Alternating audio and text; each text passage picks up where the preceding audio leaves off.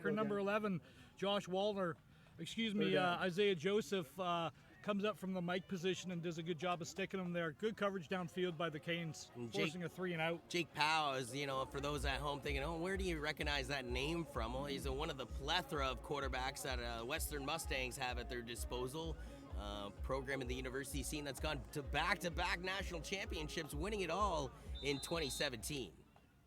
So we get a punt, as Ron quickly announced. It's a 3 and out here for London. So Hamilton looking to pressure, and I believe we're getting a timeout here early already by London.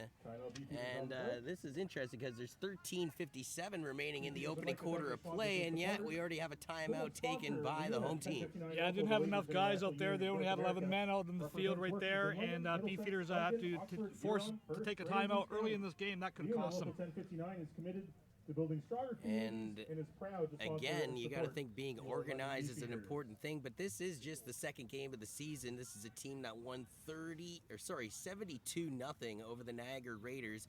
For Hamilton, unfortunately, this is technically their first game, their very first contest against the Ottawa Sooners. The Sooners forfeited, and it went down officially as a 7-0 victory. So here comes the punt, a bit of a high booming one. Had to avoid being blocked. It bounces around the 35 and trickles down. The punt returner on this affair for the Hurricanes was Javonte Stanley, and Stanley kind of had butterfingers at the beginning of it. When he went to corral the ball off the turf, his knee was down, and in the brand of football we're playing, the referee has to spot him there. Yeah, exactly, and that's one of the big differences between the Canadian and American game. When your knee is down, you're down, that's it, plays over. And again, it's a player safety conduct thing, and I really like that rule. I've always been a big fan of that rule. So the Hurricanes technically getting their first offensive playoff of the season again after getting the first week win via forfeit from the Ottawa Sooners organization. Looks like a bit of a pro set formation here for the Canes. And that's Ethan Dietro-Belpick. Belpick's going to fire this one deep. He's got a man open. This is caught at the 50. And he's smothered down by two Beefeaters. What a throw by the quarterback in Ethan Dietro-Belpick, but then reeled in nicely by Quincy Bellinger. Yeah, this is just like a stem route, just a little outside release fade route that we've got. The Canes were in a 3-by-1 set, so they had isolated a really good receiver over on the boundary side of the field, and they took a shot early. Safety was late coming over. Beefeater defender was right there, but just didn't get his head turned around quick enough. 13 minutes remains in this opening quarter of play between the Hurricanes and the Beefeaters here in Ontario Football Conference action week 2. And one play, one first down. They go to a pitch play here on the second play of the game for the Hurricanes. The running back, though, sort of slipped out of the backfield as he was trying to pivot up the field. That, again, was also the punt returner who we saw slip up a little just earlier ago, and Javonte Stanley. Wondering if maybe the cleats are playing a factor on this turf early. Well, first game, you got to get your footing into the game. It's always good to get your first touches and everything else, but yeah, that's something we'll have to keep an eye on with Stanley a little bit later on. Just a simple toss play to the wide side of the field. They tried to motion out an extra blocker. Beefeaters did a good job of coming down and containing that. But once on the punt return and now on the pitch, that's twice we've seen early in this game when he goes to that pivot foot, that a little bit of a slip, and that can cost you some valuable yards. In the shotgun goes back the quarterback in EDB. 4 run to the line. He snaps the ball to the quarterback, looks to his left side, fires a dart. This is incomplete. I believe the intended target on the play was Marcus Jones. He's a 6'1", 150-pound receiver. Yeah, the slot back position. They're just trying to hit that ghost route, which is the out position from the inside slot receiver. So they went empty. So what we mean by that is there's no running backs in there. They were 3-by-3, 3 receivers to each side of the field. They're just trying to hit the out route, get the 10 yards on that. Unfortunately, the pass was a little bit off there. Wind's going to be a little bit factor in this game a little bit, John. It is a sunny and beautiful day, but I dare say not quite the summer weather we've been enjoying here in the Forest City the last couple weeks. And at night, it's got a little bit of and not to use the F word, but fall-like weather, Ron, as the punt is away. This one is directed towards the Beefeaters bench. It's caught on a one-hop. I believe not enough yards given by the Hurricanes, though, and this should be added yards on the punt return. Yeah, I think you're going to have no yards, but the other thing that it possibly could have been is I saw a couple people pushing and shoving, welcome to special teams. I think there also might be a block in the back there, too. Is it an advantage, safe to say, goes into the Beefeater sales knowing that they already have a 72-0 victory under their belt where, again, as I mentioned for the Hamilton Hurricanes, they have a win, yes, but they didn't get it on the field. It came via a forfeit. It's the first game jitters for Hamilton. You know, again, you've got the prepper and everything in, and you've gone through your camp, but there's nothing like coming out here for the first time live and strapping and getting that first real hit out of the season. So yes, advantage Beefeaters. The ball is snapped to the quarterback and Powell. He gives it on the handoff. Just trying to get out of the backfield, but simply not allowing that to happen for the Hurricanes was Tyler Bevan. He's a 6-foot linebacker, and he got there in a hurry. Yeah, he got there in a hurry. Not only that, he came with really, really bad intentions, throwing down after a gain of about 1 yard on that. And again, you know, the Beefeaters are trying to establish the run here, and these Hamilton linebackers are big and very, very active. It's going to be a tough day for that. Yeah, and sort of winning the field positioning battle early is Hamilton, thanks to that big bomb that their quarterback was able to hook up with the receiver, I believe, in Quincy Bellinger. Now we got Powell trying to go deep, but he is smothered. There's a penalty on the hit, but once again, shining his face is Tyler Bevan in this game. And man, he's introducing him to Powell in a mean way. Well, I think you're going to get what this is. This is going to be that classic. What they're really starting to break down with. You got a blow to the head here, so that's going to be a personal foul against the Hurricanes. We're going to move this ball up for, 15 yards here, and it's going to be a Beefeater first down. Yeah, that's 15 yards. And it's tough to say because it is. You're absolutely right on the call, though, Ron. A 15-yard penalty for the contact to the helmet. And I'm sure you could speak to this probably even more than I could, Ron, but back in the day, that was just a football play. But now with, proper scientific information related to contact to the head repeatedly, we realize this is the kind of thing we have to get out of the game. We have to get out of the game in a hurry. Yeah, and this is real emphasis of things that's happening this year is, especially with the quarterback positions or the defenseless receivers, you got to hit them the shoulder and under. You cannot hit in the head. So in the shotgun goes the quarterback again. As that's a bit of a high snap settled down by Clark. Clark's going to hand this one off, though. And I believe that's a little bit of TVB, Tazzy Van Bell. We know a lot about this gentleman during his time with the London Junior Mustangs. He won a varsity championship under the tutelage of J.P. Cercelli, the new head coach of the Windsor Lancers football program. Yeah, just a little swing route here. They're trying to isolate the running back on a linebacker. Tazzy Van Bell's got, is one of those guys that you just press that hole and you can sleep up and make should be a short little play into a long play. Second down coming up here. 10-14 remains in the opening quarter of play. Still scoreless here from Citywide Sports Field in the Forest City.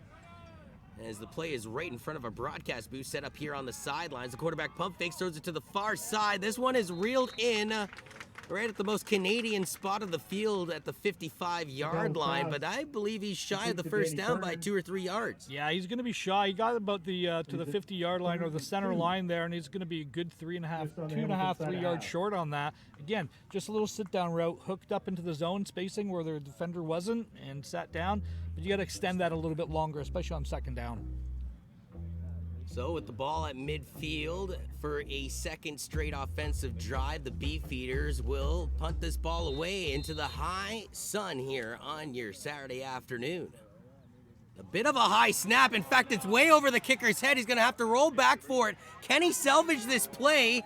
To be honest with you, Ron, he's going to be nailed down all the way back at the 20-yard line. They lose roughly 35 yards on the bad snap, but Ron, not to kind of throw the kicker under the bus here, but I thought he might have had enough time in real estate after recovering the ball to boot it away, at least to the near side, and gain something out of nothing there. Unfortunately, he took the loss and went in the wrong direction. Yeah, there was a defender right in his face. I'm not sure he could have got that kick off, but you gotta try that at least. Try to get out of danger, because now, Hamilton set up in great field position. Right now, I'd say that they're probably already in field goal range at this point. Yeah, knocking on the door of the red zone if they're not already through the first doorstep already, with their quarterback again at the helm here in Ethan DeToro Belbic. Belbic, though, is going to be pressured. He's going to actually hand this off. There's a flag on the field, as running with the ball was Javonte Stanley on the play. And Ronnie, what's coming out of this one? We got some extracurricular activity going on behind the play between a couple players. Helmet came off the play, so that means he's going to be out for 3 plays. it's basically, long story short, it's a holding call on the edge against Hamilton. So 10-yard penalty will be applied to the visiting squad, and not necessarily the way you want to start that drive when London on the special teams was so careless to give you the great field position to begin with. Yeah, you know, I'm just going to throw this out there early here. These two defenses are really, really big, athletic. We really see on that play the speed and the athleticism of the Beefeater linebacker core, how fast they can go side to side. We've already seen that with Hamilton. For a team that scored 72 points last week with the Beefeaters, you know, there's got to be something that's got to break sooner or later. But I'm telling you, this is going to be a defensive struggle today. And if you're joining us all around the world on YouTube, once again, this is Ontario Football Conference action live in the CJFL here in the Forest City, featuring the London Beefeaters and the Hamilton Hurricanes, some of the best teams that the league has to offer. Both teams naturally coming in with a 1-0 record here into Week 2 competition. So after taking a holding penalty, when marking it back, it's now a 1st and 20 play coming up here for the visitors. Back into the pro set go the Hurricanes. They send 2 to the line. The quarterback's going to throw it immediately over to the right side. This ball is caught. Looking for the yards after the catch, though, was the receiver. And to be honest with you, I thought that was number 83. I don't have an 83, though, on my sheet, Ron. Yeah, I thought it was a number 83 as well. I'm just checking another sheet there that they gave us, and again, I'm not seeing it on there. Well, it's on the back there. One last chance to get the name of number 83. Nope. Well, I got no 83. That happens sometimes, folks. So the no-name product from the aisle 4 of the No Frills store, he gets the job done nevertheless. But to be honest with you, Ron, they needed 20 yards on that play. He's lucky to pick up roughly 5, and with 8:30 remaining in the opening quarter, what started off with absolutely impeccable field positioning is kind of lost in all this. Although I will say this, with that light gust you were talking about, it is at the back of the Hurricanes, which could help out their kicker right now. Yeah, again, and that last play, there was just, again, that little sit-down route, just trying to get into the open zone, get some of that yards back. Do they go back to Javonte Stanley? No, they don't. They're going into the air. It's thrown to the far sideline in front of the Beefeaters bench. Are they going to say that he caught it? They do. He'll be well shy, though, of the first down, all thanks to that original holding penalty they took to start this drive close to the end zone of their opponent. And, well, now, for better lack of a word, we will see if they attempt a field goal here or not. Yeah, I'm going to be interested to see. I think that the field goal kicker is coming out. This is going to be about a 33, 34-yard field goal by the time he's done spotting this down here. So we will see the kicker lining up there. I believe that is number 6 for the Hamilton Hurricanes. And that is Cole McKinnon. So Cole McKinnon, roughly from 35 yards out. A bit of a high snap, a low booming kick, and this is well shy. Now it's trickling into the end zone. The Beefeaters have to get out of the end zone. They do. Coming out with a head of steam now is Tanner Gaskill Cadwalder. And, well, he avoids the Rouge, a missed field goal, and all that action with 7:37 remaining means that it's still a scoreless game. But hold the phone. Flag on the field. Yeah, we've got a flag down there. This was just, I don't know if it was the hold or if it was just, again, we see a couple times with these kids, someone slipping on the turf or something. But as someone who's kicked the ball, his plant foot went out on him and this was gone. Also, we see a Beefeater unfortunately down, and I believe that's a defensive lineman / kicker and punter, and Will Corcoran, I should say, as fortunately that would be a massive loss for the Beefeaters if his services aren't available for the rest of this game.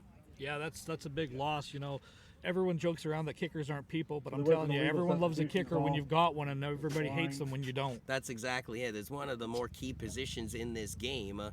And you got to think, too, in the Canadian brand of football, I would almost emphasize that even more, because not only do you have the wider field for the punt game, but you also add in the Rouge. Unfortunately for the, as we see him getting back to his feet, we hope that Will is okay. But yeah, we already saw that, a missed field goal. That was a potential 3 points. They had to get out of their own end zone, or it would have been a Rouge for another point. That didn't happen. So we're still stuck in a scoreless game here in the opening quarter of play from a city-wide sports field here with 7:37 remaining in the opening quarter. As we get the quarterback once again, and Clark McCallum back into the gun. He's going to look to hand this one off, though. It's a run to the left side. And there is another flag on this field, and I believe that was Danny Brine on the carry. Yeah, Danny Byrne coming in from the slot back position, almost like a modified jet sweep on that. Does a good job of pressing the hole, getting to the edge, but there is a flag on the field. Previous to that we were talking about, there was it's a holding call against the Beefeaters on this one. The last call that we saw on the missed field goal, it was offside for the Hurricanes, so that penalty was declined. Are these penalties as a result of these two teams not liking each other much, or the fact that it's week 2 football and maybe there's a little bit of rust? This is week 2 football. You know, you're going to get penalties like this early on in the season. What you want to do is you want to survive some of these calls and stuff. Unfortunately, you know, you can pretty much call a holding call on just about any play of the game that you want. So now with 7:09 remaining in the opening quarter of play, still scoreless, but sort of trapped with their backs up against the wall, and that wall being their own end zone right now are the Beefeaters, so they got to get some real estate here on the offense. Clark McCallum takes the snap. Looks like another handoff, and he's going to skip past the first tackle, but Danny Brine, once again, not necessarily getting the yards he wanted out of that route. Now, Danny Brine just running the inside zone play out of almost a power set, so they're trying to get, you know, an inside slice with the fullback, so they had a 2x2 set on that. Gain is 7, so we're going to have about a second down and 15, second about 12 or 13 yards on that, as the referees are calling for a little bit of time here. This is sort of an unofficial timeout on the field right now. And just as a point, you know, we saw Jake Powell start the game. We haven't seen him since that big hit. That's correct. Yeah, that's actually a big concern. Number 10, Jake Powell, was the starting quarterback. And again, this is a Beefeater squad that beat the Niagara Raiders last week 72-0. I sort of did a triple take at the screen when I read that one, Ronnie, and coming into this game, I thought, okay, well, what did the Hurricanes do? Well, the Ottawa Sooners forfeited their game. Now McCollum steps up in the pocket. He's going to go for a run. He's got real estate here, past the 30, and wisely goes out of bounds on his own accord around the 40-yard line. That's a high football IQ move by the quarterback. Yeah, that's a great play of understanding that there's nobody open downfield. There was great coverage by the Hamilton defender. I thought you had Bine coming around on just a little sit-down route over the middle, but he was checked up by the big linebacker, number 11, and then going for a stroll off the right side, and no one accounted for the quarterback on that one. Stepped up in the pocket, saw the seam open up, and got the easy first down the near sidelines. And again, what I liked more so is he avoided any damage by just going out on his own accord well after the first down marker. As once again he steps up in the pocket, the pass is deflected. Chance to be caught, chance to be intercepted there, Ron. It ends up being an incomplete pass nevertheless. Yeah, that's literally the exact same route combination that they went back to. They're looking for Brian coming down that little sit-down route in the middle of the field. Tried to check it down, just a little bit behind him there. Ball deflects up in the air. That's a dangerous ball. So we got 5:40 remaining here in the opening quarter of play. Still looking for our first points of the contest. London has had a couple drives not really come to fruition deep into Hurricane territory, where the Hurricanes had an opportunity thanks to a bad snap on an attempted punt by London, but they couldn't take advantage of it. They missed the field goal, and London got out of their own end zone to avoid the Rouge. A plethora run to the line. The quarterback in the pocket throws it over to the left side, in and out of the hands of Danny Brine. Now, they have been targeting Danny with this offense through the run and now through the air. And yet, well, not Danny's fault necessarily, but it's not happening right now. Again, just a little bit behind him there. Again, there's the timing maybe not quite there with the backup quarterback coming in. But again, it was just that little simple release route, and he's coming out into the flats there. Almost a little ghost combination going on. You had the outside receivers running him off and coming across with the flats, but a little bit behind him. He had a little bit of real estate to run with had he caught that. And with this third down play coming up, we got a snap. This one is good though, and the punter is going to be able to get this one away with ease, as this one is returned right out in front of us at the 50. A little bit of a late hit, if you ask me, thrown in there by Jacob Mandel. Ooh, and the official right in front of us saying it was a good hit before it happened out of bounds. So you know what? You can't argue with that logic there, Ronnie. And it was a decent kick, and keeping the field positioning battle going right now with Hamilton back at their own 47. Well, again, you know, advantage Hurricanes, the wind's at your back, but you know, you've got to get something going offensively. It is a little bit of a breeze, but again, the advantage has been in your side of things. in the first quarter, and really, you've got a missed field goal opportunity and a punt. Not really much to speak of it so far. Yeah, special teams playing a factor, but in the sense that the well is dry. As the quarterback for Hamilton rolls back in the pocket, he's going to step up and take a page out of McCullum's book. He's going to run towards the first down marker. Some pushing and shoving behind the play. The quarterback does a stroll into the stands. Or no, I apologize. I was his lead blocker of all people that found himself in Section 3 in Mabay Prosper. So what we're trying to do there, the Beefeaters actually had a blitz. The guy who was accountable for the quarterback on that one came on what was like a C crash, so he looped around and crashed through the C gap. And he was coming straight through. The quarterback does a great job of keeping his eyes downfield, recognizing that, and escaped where the linebacker should have been, and goes for a little stroll, gain of about 9.5 yards. PA announcer Dave Woody called it a first down, but the white-capped individual referee says, no. 2nd and inches coming up now for the Canes as they go back into the pro set and 2 run to the line for the quarterback. Pressure coming from the Beefeaters. That looked like a bit of a hole to me, and it didn't matter because the quarterback is sacked behind the line of scrimmage back at the 49-yard line. And fans are screaming that he wasn't down, and they are accurate in that call, but however, they're protecting the quarterback there, and if they don't blow the whistle, he could get hurt. Well, it's not he could get hurt. It's he's going to get hurt in a situation like that. You had a guy around his ankles. You had another guy who had him around his thighs. No, his knee wasn't down. And a third guy coming in. And there was a third guy coming. That's it. The play's over. Again, the big emphasis that we've seen change over the last few years is player safety in the sport. Football is a very violent, very physical sport, and it needs to be, but you still got to be protect these kids. A little bit of a low snap handled by the punter of the Hurricanes in Enzo Lauricia, as this one is handled on a hop by Tazi Vang Bell. Vang Bell trying to find a gap, but he is tackled around the 40-yard line. So this is a bit more of a football match than a football match right now because it's the kickers who are shining, not the quarterbacks or the running backs that we're used to. Well, again, this is welcome to the Canadian game where special teams and kicking the ball and placement of the kick of the game of the ball is such a huge factor, and it's really refreshing to see both of these teams kind of, this is a heavyweight fight. Both teams are, it's early in the rounds. Both teams are trying to feel each other out, see what we've got going on, and I'm looking for a first strike by one of these teams soon. 1st and 10. Does it happen on this drive for the Beefeaters as Clark McCallum goes back out there in the shotgun? He's got 2 running the line. Make that 3. Pump fakes it and throws it over to his left side. This is an incomplete pass to Tazi Vang Bell. Some Hurricanes fans screaming for a fumble, but I think that was in a forward motion. That was really close. At first, I kind of looked at it and said, I think that might have been a backwards pass, but, again, there you can see what the Beefeaters are trying to do. Beefeaters are a little bit smaller offensively. Hamilton's defense is huge. They're very big. But, you want to get your playmaker the ball in space and try to make the first man miss. And we've all seen Tazi Vang Bell run. And looking at DB to your last point, and DeMar Brown, 6'4", 210. He's a big boy out there, and I would not want to be tackled by him, whether I was Powell or McCallum or anybody in a Beefeaters uniform. A little bit of a low snap handled by the quarterback, throws it over to his left side. The pass is caught. That is Daniel Jaff. And they catch it. Now he's close to the first down marker.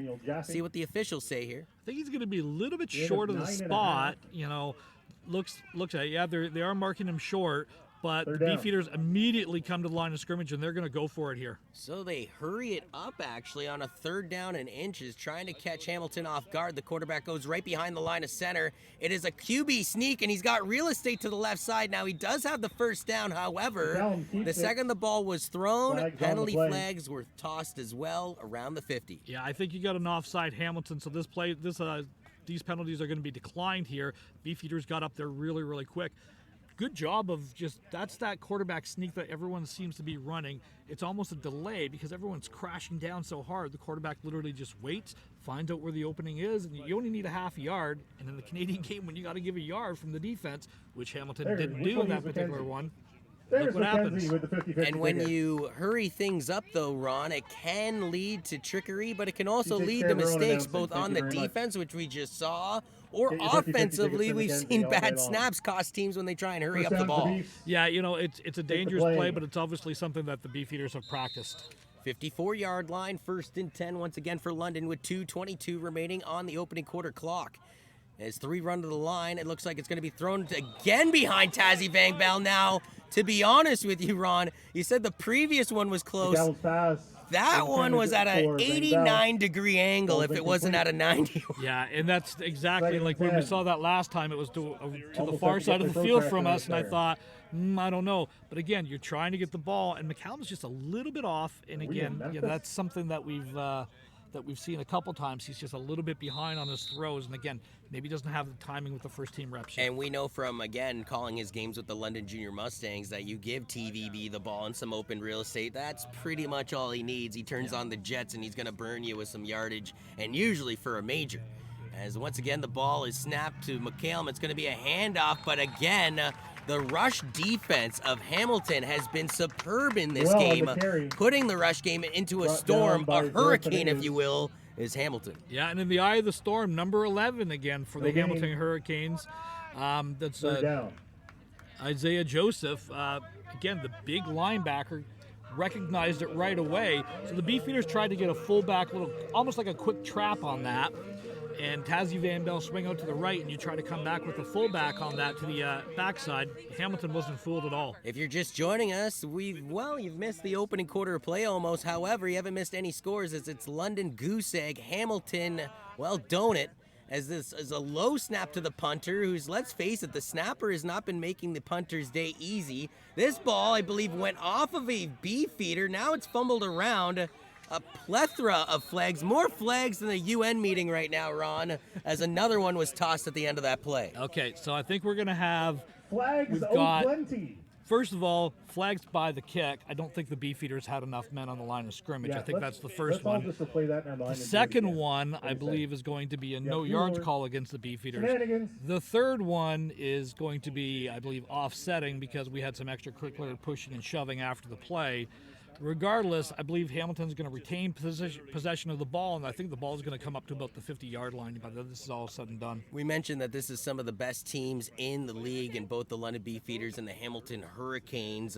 And you talked a little bit about, some pushing and shoving. Nothing necessarily nasty just yet, but with the score remaining 0-0 here, with $1:24 remaining on the opening quarter clock, could we see, the bad blood continue to brew as this game moves on? Yeah, like familiarity, the old saying, familiarity builds contempt. These two teams haven't seen each other since last year. Players are familiar against each other. They've been playing with the Junior Mustang program and a lot of these kids from the Hamilton University TICAP program as well. So there's somewhat of a built-in familiarity there. London Hamilton's is one of those developing rivalries in football.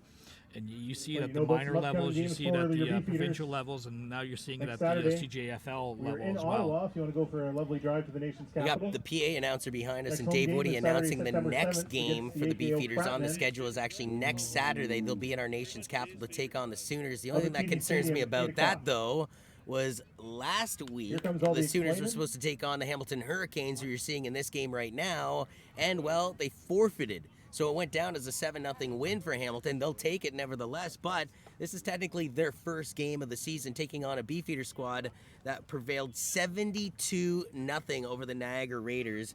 And you have to feel for the Raiders in a game like that, Ron. Yeah. So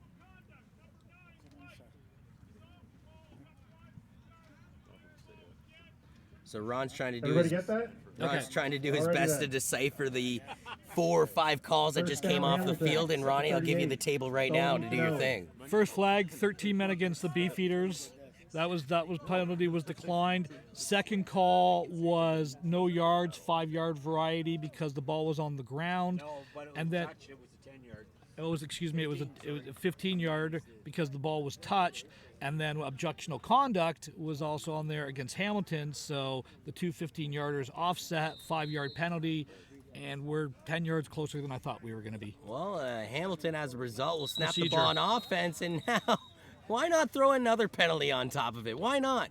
As we got another pause in the action here at Citywide Sports Field here on your Saturday afternoon in the Forest City for Ontario Football Conference action here in the CJFL. Big number 67 procedure was called on there, moved a little bit early. That's the big left tackle that they have for Hamilton. The left guard. Regardless, still, we're seeing the early stages of it's early in the season. You know, Hamilton hasn't played a game. You know, even though they're 1-0 with Ottawa forfeiting the game last week. To that note, I'm telling you, if Ottawa forfeits next week and London goes up there, that's a long trip to be really, really mad about. That's absolutely true, as this will be a delayed handoff to the running back who gets smothered at the 40-yard line by a plethora of red uniforms, but not before gaining a fistful of yards. And that was Jaden Highland in on the action. Yeah, Antonio Bentley, the safety, or excuse me, the linebacker, came right over and smacked the running back. That's just a simple zone read play. They're holding the ball, waiting for the linebackers to commit. He finally gives the ball off and pushes that inside. Gained of about 3.5, 4 yards on that, though, John. So a second down play coming up now for the London Beefeaters, roughly from the 40-yard line, or I apologize, I should say for the Hamilton Hurricanes. As we get the pointed to you for the 50-50, Ron. Well, they know you got money, Ron. No, as the ball is thrown to the far side. This one is completed by the Hurricanes, trying to get some yards after the catch, but he does appear to have the first down. I think that's Marcus Jones in on the reel. Yeah, 88, Marcus Jones out there. Again, just that from that little ghost route that I keep talking about all the time, just from that inside slot position, coming out, running the down and out. In the Canadian game, it is almost, I call it the uncoverable route, because no matter how good you play it, you can either sit down and stop or expand it. It's so hard to defend, and you can run that play all day, and you can know it's coming. Stopping it's an entirely different thing. So the horn went to indicate the final play of the first quarter, barring a penalty, though, that is, Ron. And it will be Hamilton taking the snap with 3 running to the line. Looks like they are going to hand this off on the run, and I believe once again that's a dose of Javonte Stanley. He's sort of been their bread and butter as far as the run game is concerned. And go figure, 15 minutes is in the books, but yet nothing on the scoreboard. It is London Goose Egg, Hamilton Donut, as it's a 0-0 game here between the Hurricanes and the Beefeaters at Citywide Sports Field. I'm John Urban, joined by Ron Ferwerda, and you mentioned it, Ronnie. This is kind of like a heavyweight title fight in this championship dance already, but yeah, it's only week 2 between these two illustrious programs, and safe to say that first quarter they were kind of feeling each other out, as again, no score on the board. Yeah, and again, you've got a couple injuries to contend with if you're the Beefeaters as well. Hamilton's getting their feet wet. You've got that first quarter of play under your belt now. Now let's settle in and really let's do what we do. We've seen both teams what they're trying to establish and do, what they're trying to establish. We've also seen the strength of both teams. Both these teams bring big, physical, fast defenses, and you're really seeing that really playing out. Big offensive lines, they're trying to establish the run, but really, both defenses are nullifying the offensive line and the speed of the offenses. Just looking at one of the offensive linemen down there, in Colton Longboat. Colton Longboat is 6'6", 290 pounds. It's going to take a little bit of technique and some high football IQ to get around an individual like that. Yeah, there's a couple big men out there. As the ball is going to be snapped to the quarterback in the pro set formation with 2 running to the line. Looks like another handoff, but this time London finally picking up on the run game a little bit here, Ronnie, and they limit him down. There'll be a 3rd down play from midfield yet again. Yeah, again, it's the same play. It's that inside zone play is what they're trying to do. They're trying to get the defensive end or the outside linebacker, whoever you're reading, to overcommit to play the run inside. That time the Beefeaters did a good job of stacking the run up inside. The guy stayed home, nowhere for the quarterback to go, hands the ball off. And sometimes on that offense, it's like, okay, you got us, and you punt the ball away. And we're just fixing up a little bit of cameras right now in case you're wondering, why are we watching these two beautiful individuals rather than the football game right now? That's Ron Ferwerda. I am Johnny Urban. Happy to take you through this action. There's a punt coming up here for the Hurricanes, and this is a masterful punt. Booming down. In fact, it's going to trickle into the end zone, or right at the doorstep, I should say. Tazzy Van Bell picks it up, looks to head north. Van Bell, though, stutters out of bounds just before the Hurricanes bench, and there is an actual flag at the end of the play, too, here, Ron. Yeah, I'm not sure what the flag is going to be on that, to be honest with you. Great job, though, of the punt. There's... we didn't see great punting in the first quarter, but that was a masterful job. He was able to get a full turnover on that ball. I think Tazzy picked it up about the 2 or 3 yard line. It was able to return it to about the 20 by the looks of it. If you're watching the game from the London or the surrounding area, you still have time to motor on down to Citywide Sports Field, located roughly around the Highbury Commissioner area here in the beautiful Forest City, and check out some action. And hey, if you're watching, you realize there is no score so far, 16 minutes into this game in the second quarter of action. Yeah, and I think it's a holding call against the Beefeaters on the return, so literally that ball's going to come down to about the 7 or 8 yard line. And I'll get it in a second. It's been a battle of field positioning nonstop all Saturday afternoon so far, and kind of like almost like a hockey game. That first point on the board is just going to be so crucial the way this contest is boiling down. So we get McCallum again replacing the starting quarterback in Jake Powell into the pocket. He's trying to escape a sack right now. And we see McCallum go for a quick gander earlier, but that time I think he thought about it, and the Hurricanes realized, wait a minute, we can't let him burn us twice. Yeah, well, I think what they did on that is they were trying, that's the read play. So what they're trying to do is they're trying to read the outside linebacker to overcommit to the running back. And that time I think he just pulled it and came in inside himself. He got about good gain of about 4 or 5 yards on that. And I think that was, like I said, a total design quarterback draw. And again, the Beefeaters wearing those red uniforms with silver buckets and navy blue numbers, whereas the Hurricanes wearing the white uniforms with black buckets and black pants. It's the second offensive play of this drive for the Beefeaters. It is a run play, and getting a handful of yards up the field in a hurry was Felix Noel, and Noel took a hit to make the play. A great blocking scheme set up the field by the offensive lineman and David Legg. Yeah, David Legg, a kid out of St. Thomas. I had the pleasure of coaching him a long time ago during his first football season. Big physical kid. We always liked him. But again, that's a good, tough run. Hit the hole at full speed. No dancing, no cutting. Get your shoulders nice and low and finish the run. Leads to a 1st and 10 play here in a scoreless affair. 12:22 remains here in the second quarter of play. This is a sweep to the near side, but Taz Van Bell really never got to the edge because never one developed there, and he, as a result, had to step out of bounds for pretty much no gain. Yeah, that's the jet sweep that I love that jet sweep play so much. But if you're running jet sweep, man, you got to run that to the wide side of the field. You cannot run it into the boundary because they got an extra defender over there that they're bringing over with that motion as well. In fact, that jet sweep by TVB sacrificed a yard on the plays. It brings up a 2nd and 11 here. As again, the beautiful sun shining over the Forest City here on your Saturday afternoon. Live from Citywide Sports Field, Air KJAX Communications and Junior Mustangs TV. Happy to present some Ontario Football Conference action here in the CJFL. As the ball is snapped to the quarterback, he's going to look to go deep. The pocket is collapsing, though.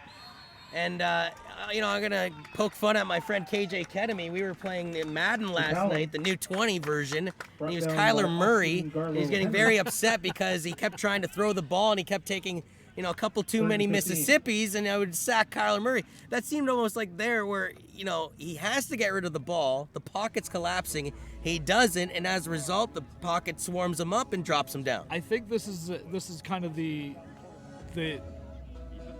Either way, KJ Kedemy's banging his controller at the end of that play. Yeah, Jay's banging his controller. We know that. It doesn't matter if he's making it or if he's not making it. Controller stocks go up, though, when he's around. Yeah, that is true. This is a great snap, but a high punt into the wind. This one's going to bounce around the 42-yard line. A kicker roll will go all the way back to the 44 of Hamilton. Now, London still had to give 5 yards there. The official reached into his pocket for the flag. From my eyes, missed it, and then didn't pull it, but you're saying there's a flag back at the 45. Yeah, there's a flag down at the 45. Not sure what it is, but that was a great job. Wasn't a fantastic punt, but now we saw all of a sudden now the field's flipped a little bit here. So they're talking to the Beefeaters about the flag on this, so I'm not sure what the... Well, John Kurt Andriaki has had a little bit of a rough day at the office, and not necessarily to his fault. He's had some low snaps. He had that high snap that cost them 35 yards in the first quarter. Unfortunately for Hamilton, they couldn't capitalize as they missed the field goal attempt, and London was able to get out of the end zone to avoid the Rouge. Again, it's still a scoreless game here with 11:15 remaining in the opening half of play. Still plenty of football, but something's got to give here, Ronnie. Somebody's got to put some points on the board. Hamilton's 15 staying in yards, this first game down right for now Hamilton because at London's 52. inability to move the ball, and they're just literally winning the field position battle. Slowly but surely, with a 1st and 10 play coming up now, and their quarterback at the helm. So it's a snap and, well, the handoff, and once again, Hamilton established a pretty good rush game in the opening quarter of play, but you see after that last play with Jaden Highland again on the carry that the rush defense of London has sort of stepped it up as this game's moved on. There's nowhere to run for the Hamilton Hurricanes on that play. They all had their gap control. They all did a good job of collapsing everything down. He tried to stick his foot in the ground and bounce it wide. It wasn't there. Good gain of about 2 yards, but this defense for the Beefeaters has really come to play today. So the Hurricanes led by, again, EDB, Ethan DeToro Belbic. And Belbic, once again, he'll be in the gun here with one man behind him, I believe, in Stanley, and 2 running the line now, make that 3. So the ball is snapped, the quarterback flushed out of the pocket. He's trying to get some yardage out of this play. The ball came loose, and I believe a Beefeater has recovered it. Landing on the ball first in a hurry was Eric Bassler, and Bassler gets the ball. It's a turnover and London ball. I think it was a strip fumble by number 48 as well. For the Beefeaters. That would be Tevin Johnston. Yeah, Tevin Johnson came in, swatted the ball. It looked like the quarterback had a little bit of room to run there, swatted the ball out, and then again, now the Beefeaters have flipped the field with the turnover. Let's see if they can make something happen. Well, that little bit of saying that anything you can do, I can do better, but right now it's the opposite. It's still a 0-0 game as one is still trying to one-up the other for the first time in this game. At the 45-yard line.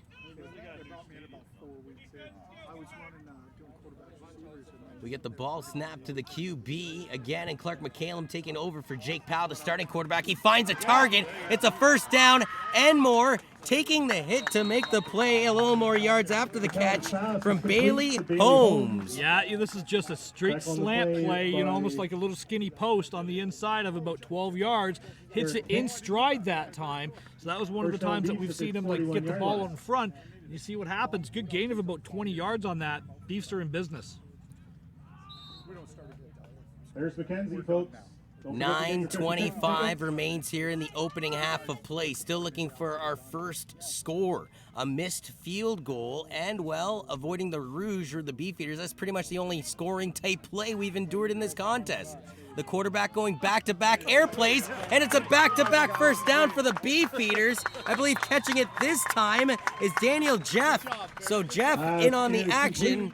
And back-to-back first downs, Jaffe in on the action. Same play. It's that skinny stick post that they're running inside there at about 8 to 12 yards. He's just hitting it in stride. Hamilton was bailing, playing a little bit of zone, giving the inside release on that.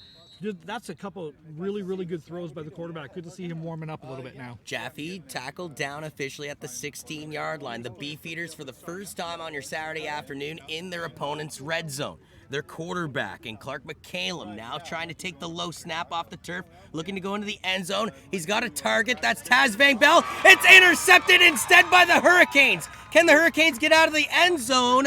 I don't know if they did or not from the angle we have here, but coming away with the interception is Eric Hicks in the end zone. What a massive defensive play for Hicks and the Hurricanes. Yeah, Tazzy Van Bell was open early on this play. This ball is underthrown, unfortunately. I hate to call the spade what it is, but if he puts another 5 or 6 yards on this, that's a touchdown. He was open early, and it looks like he got the ball out to the 1 yard line. Great vertical by Hicks, though, to adjust, leap, catch the ball, then realize, wait a minute, I got to head northbound in a hurry here. I'm going to sacrifice a Rouge.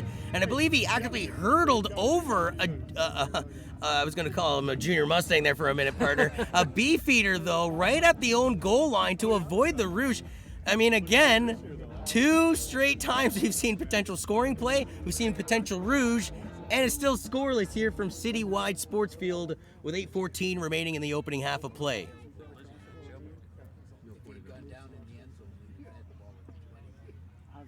Oh, so we're just talking to the official. There was no point available on an interception. It's not a Rouge. If you're tackled in there, the ball would have came out to the 20. It would have been like a touchback. And then dangerously, the Hurricanes try and go to the right side And kind of wanting that one back, I'm sure, would be Kamar Bishop, because he was in the vicinity, and if he intercepts that ball, he could pretty much crab walk into the end zone for the pick six. When you're throwing the ball out of your end zone, 3 things can happen, and 2 of them are not good.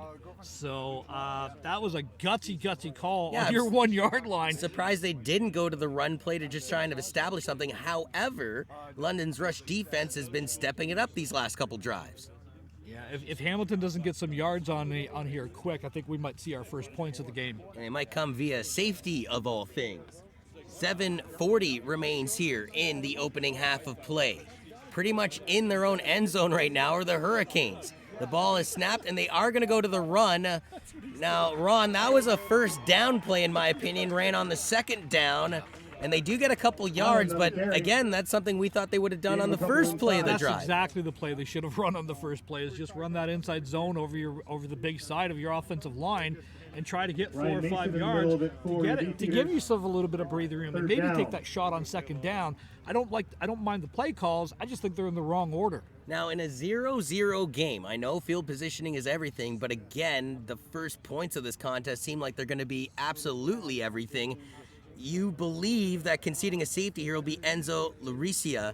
Well, does he just boot it away, though, and think about his defense on the field? No, I think you have to take the safety here. If not, the Beefeaters are going to be set up probably inside the 40. Otherwise, they're going to go back all the way to the 35-yard line. And they do take the safety. So with 7:11 remaining here in the second quarter of play, we get our first points on the board, and it comes via a sacrifice safety here by, again, the punter for the Hurricanes and Enzo Lauricia. So for the Hurricanes, they go down 2-0 here on the road. And late in the second quarter of play, the Beefeaters will get the ball back and have their first taste of the lead this afternoon. Well, it's, welcome to the Canadian game. If you're not familiar with it, we're giving up a safety.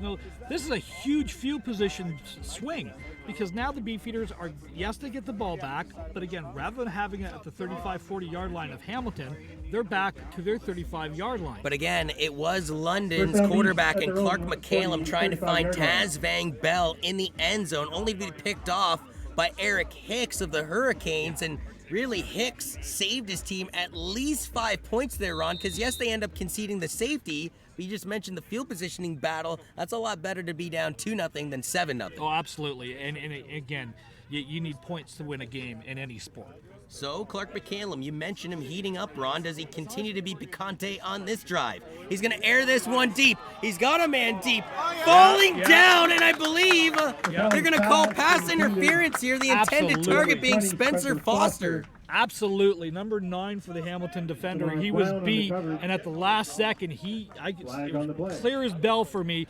He gave him a shot, gave him a little bit of separation. This is a 15-yarder. Here we can see it right at the very end there. Bang! And you can see he got his hand in there, and there was an extension. That's a 15-yard penalty. So the ball, it's not a spot foul like it is in the NFL. It's a 15-yard penalty. Ball is going to be placed at the 50-yard line for the Beefs. DeMar Brown is the one that is caught for defensive pass interference. You're right, Ron, a 15-yard penalty, not a spot foul like our counterparts to the south. And as a result, the ball will be placed now at the 50-yard line, and it's a 1st and 10 for the home squad. Yeah, and again, that's a couple times now. We're seeing the Beefeaters kind of loosening up a little bit, some of their play calls, getting a little bit more comfortable. Maybe they've got a few things going on. Do they go to the air again here, or they use a little bit of TVB action? As it is a low snap handled down by Calum. They end up throwing the ball in a hurry, coming in there. You want to call there, wow, Ronnie, on Corey Watson-Viola, but they're going to say that Viola just got in there and broke up the play cleanly, according to the officials, to bring up 2nd and 10. This is a missed call. He got there a good half a beat, 2 steps before that ball was there, and there was contact through the back. Doesn't matter if he's making the play on the ball. He went through the back. That should have been a 15-yarder. And again, it's a 2-0 game here from Citywide Sports Field. Thank you for joining us on YouTube. Ron Forwarder joining yours truly, Johnny Urban. Big shout outs to Air K-Jax Communications, as well as the Melrose House the whole family, and Mr. Melly Mel, DJ Wonderbread, as well as Adam and his lovely wife Stephanie for making all the production of the audio and video possible. Ronnie, you have the voice of an angel, but we can't broadcast it out there without the technology that Mr. Melrose provides. You know, and I really appreciate that because, you know, I've got a lot to say, and I know there's people out there who want to hear it, all three of them. So, yeah, again, thanks to the Beefeaters for having us here. I'm really enjoying myself, and this is, unfortunately, we see the pass falling complete, a little bit low, a little bit outside that time. Quarterback's just been a little bit off today. Yeah, it's actually, we should mention that. It's our first London Beefeaters broadcast with the London Junior Mustangs TV on YouTube after we presented a plethora of London Junior Mustangs and OPFL action. In fact, we covered the whole OPFL 2019 championships hosted here in London, both the premier games as well as the regional games, a 6-game 20 or 48-hour time period. As again, some pushing and shoving after the whistle, cooler heads will prevail. The kick return, well, I should say the punt ends up rolling out of bounds here. Right around, we'll say the 40-yard line, or 38-yard line to be precise. And we hope, Ronnie, that this will be the first of many London Beefeaters broadcasts here on YouTube to present all around the world. And we know there are plenty of family and friends that love to come down to city-wide sports field to support the team. However, there are many more that, whether they're outside of the 519 area code or just simply are too busy at home with other things, well, this provides them the opportunity to see their loved ones play the sport that they care about the most. Yeah, and again, it's great to see the support here in the community coming out here. There's a really good crowd. It's wonderful to see the crowds coming back for CJFL football. So the Hurricanes down by 2. Their quarterback in the shotgun rolls back in the pocket. The ball's deflected in the air, and it's intercepted. And it's the big man coming down with the ball, and Braden Gallant, the defensive lineman on the deflection. Right place, right time, and Gallant has the interception. Okay, so we got a couple things going on here. This pass is picked off. I believe it's going to be again, the flag is going to be against the Beefeaters, but I think it's going to be after possession of the interception. So I believe the Beefeaters are going to have the ball, and I believe it's going to be coming back 15 yards. You got a late hit on the quarterback. That was a screenplay that Mr. Gallant just blew up. He was in the right place, right time, got his hands up, defended the ball, and I believe knocked it down himself. I think you're right on the money here because Quincy Bellinger, a Hurricane, was sort of in the fly-on-the-wall mentality around the officials. And he listened to them, and the second he heard what he didn't want to hear, he kind of like went, and then walked away from the pile. So the body language tells me you're right, that possession will maintain the Beefeaters. It's officially an interception for Brandon, I should say, Gallant. What a play for Brandon, and especially you got to talk, for a lineman, that's a fun time. That's a great time. You know, like, again, you're told as a lineman, if you can't get to the quarterback, get your hands up, make it hard to throw, get a hand on the ball.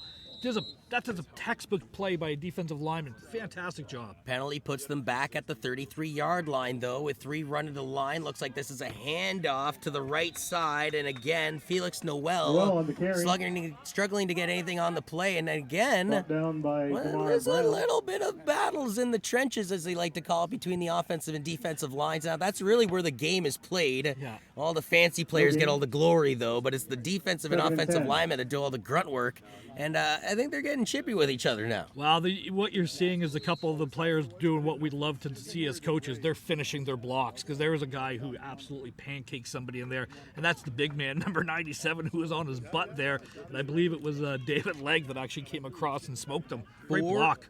4:50 remains here in the opening half of play in a 2-0 contest, looking like a football score instead of a football score, as McCallum's going to go deep. Once again, he's got a man. It is caught, but did he get at least one leg in bounds? They are going to say that he caught it. Oh, my word. Mitchell Spence in on the reception. Spence does a great job of climbing the ladder, going up to the high point of the ball, and making this reception. I don't know if we've got it on the replay here. That's or not. The 35-foot ladder, though, partner, not the step ladder you usually see people climbing up. But again, we've seen the Beefeaters taking a couple shots downfield and loosening up, and now they're in business again. Back into the Timeout red Hamilton. zone, but quickly a timeout taken by the Hurricanes, and I think that's the right call by the Hurricanes with 4:33 remaining here in the opening half of play, down 2-0. Their defense reeling. London on the, motoring as far as their offense is concerned, and they realize, wait a minute, one or two more plays, we're potentially going to give up a major in this contest, and that's something they can't afford to do, really, the way this contest is boiling down. Yeah, you absolutely cannot afford to give up a major at this point if you're Hamilton. Hold them to a field goal. It's still a one-score game in what has been a really, really tight-played game. Both defenses playing well. Starting to see the defense maybe flex a little bit more muscle here. Maybe it's that second game under the belt, a little bit more comfortable again. Again, dealing with a few injuries here and there. We're seeing McCallum really starting to heat up, and now they've got something. They've got something going on where you see them going after a couple deep shots, so they've got something on the outside. The water gangs hydrating both teams respectively. I hope we call enough Beefeater games, and maybe I can get one of those coaches' shirts. I don't know if we can make it on the It's like a Hawaiian shirt. I'm not 100% sure what the design is, but I love it. As again, the quarterback and McCallum will take the low snap. It's bobbled on the ground. He'll pick it up, look up the field, and he'll swallow the sack here. There'll be a flag on the play, and man, oh man, every time a team gets in the red zone, they seem to just shoot themselves in the foot and go backwards. A little bit of a low snap. You got a flag on the play. I think you're also going to have a holding call here against the Beefeaters. That's exactly what the call is. I think it was number 55 that was guilty of the hold there for the Beefeaters. Not 100% sure, but trying to save his quarterback's life, you're already in your backup quarterback. I'm not sure how many quarterbacks deeper the Beefeaters have on the roster, but, you got to protect your asset right now. 7 different Beefeaters recorded a major in that 72-0 victory over the Niagara Raiders, as well as their kicker, John Kurt Andriaki, converted on all 10 touchdowns and added 2 singles, in fact, off of kickoffs. Tazzy Van Bell opened up the scoring 3:36 into the game on a 4-yard TD run. We're still looking for our first TD in this game, though. McCallum takes the snap, pump fake, steps up in the pocket. McCallum's going to go for a run, past the 10, does a spin move, trying to reach into the end zone. Touchdown, Beefeaters! Clark McCallum on the gallop, gets it done. He puts his team on his back and muscles it into the end zone. This is a great job here. You can see Hamilton's got wonderful coverage, but they're not accounting for the quarterback to run. There you see the extra defender come. Middle of the field's wide open. Make the first man miss.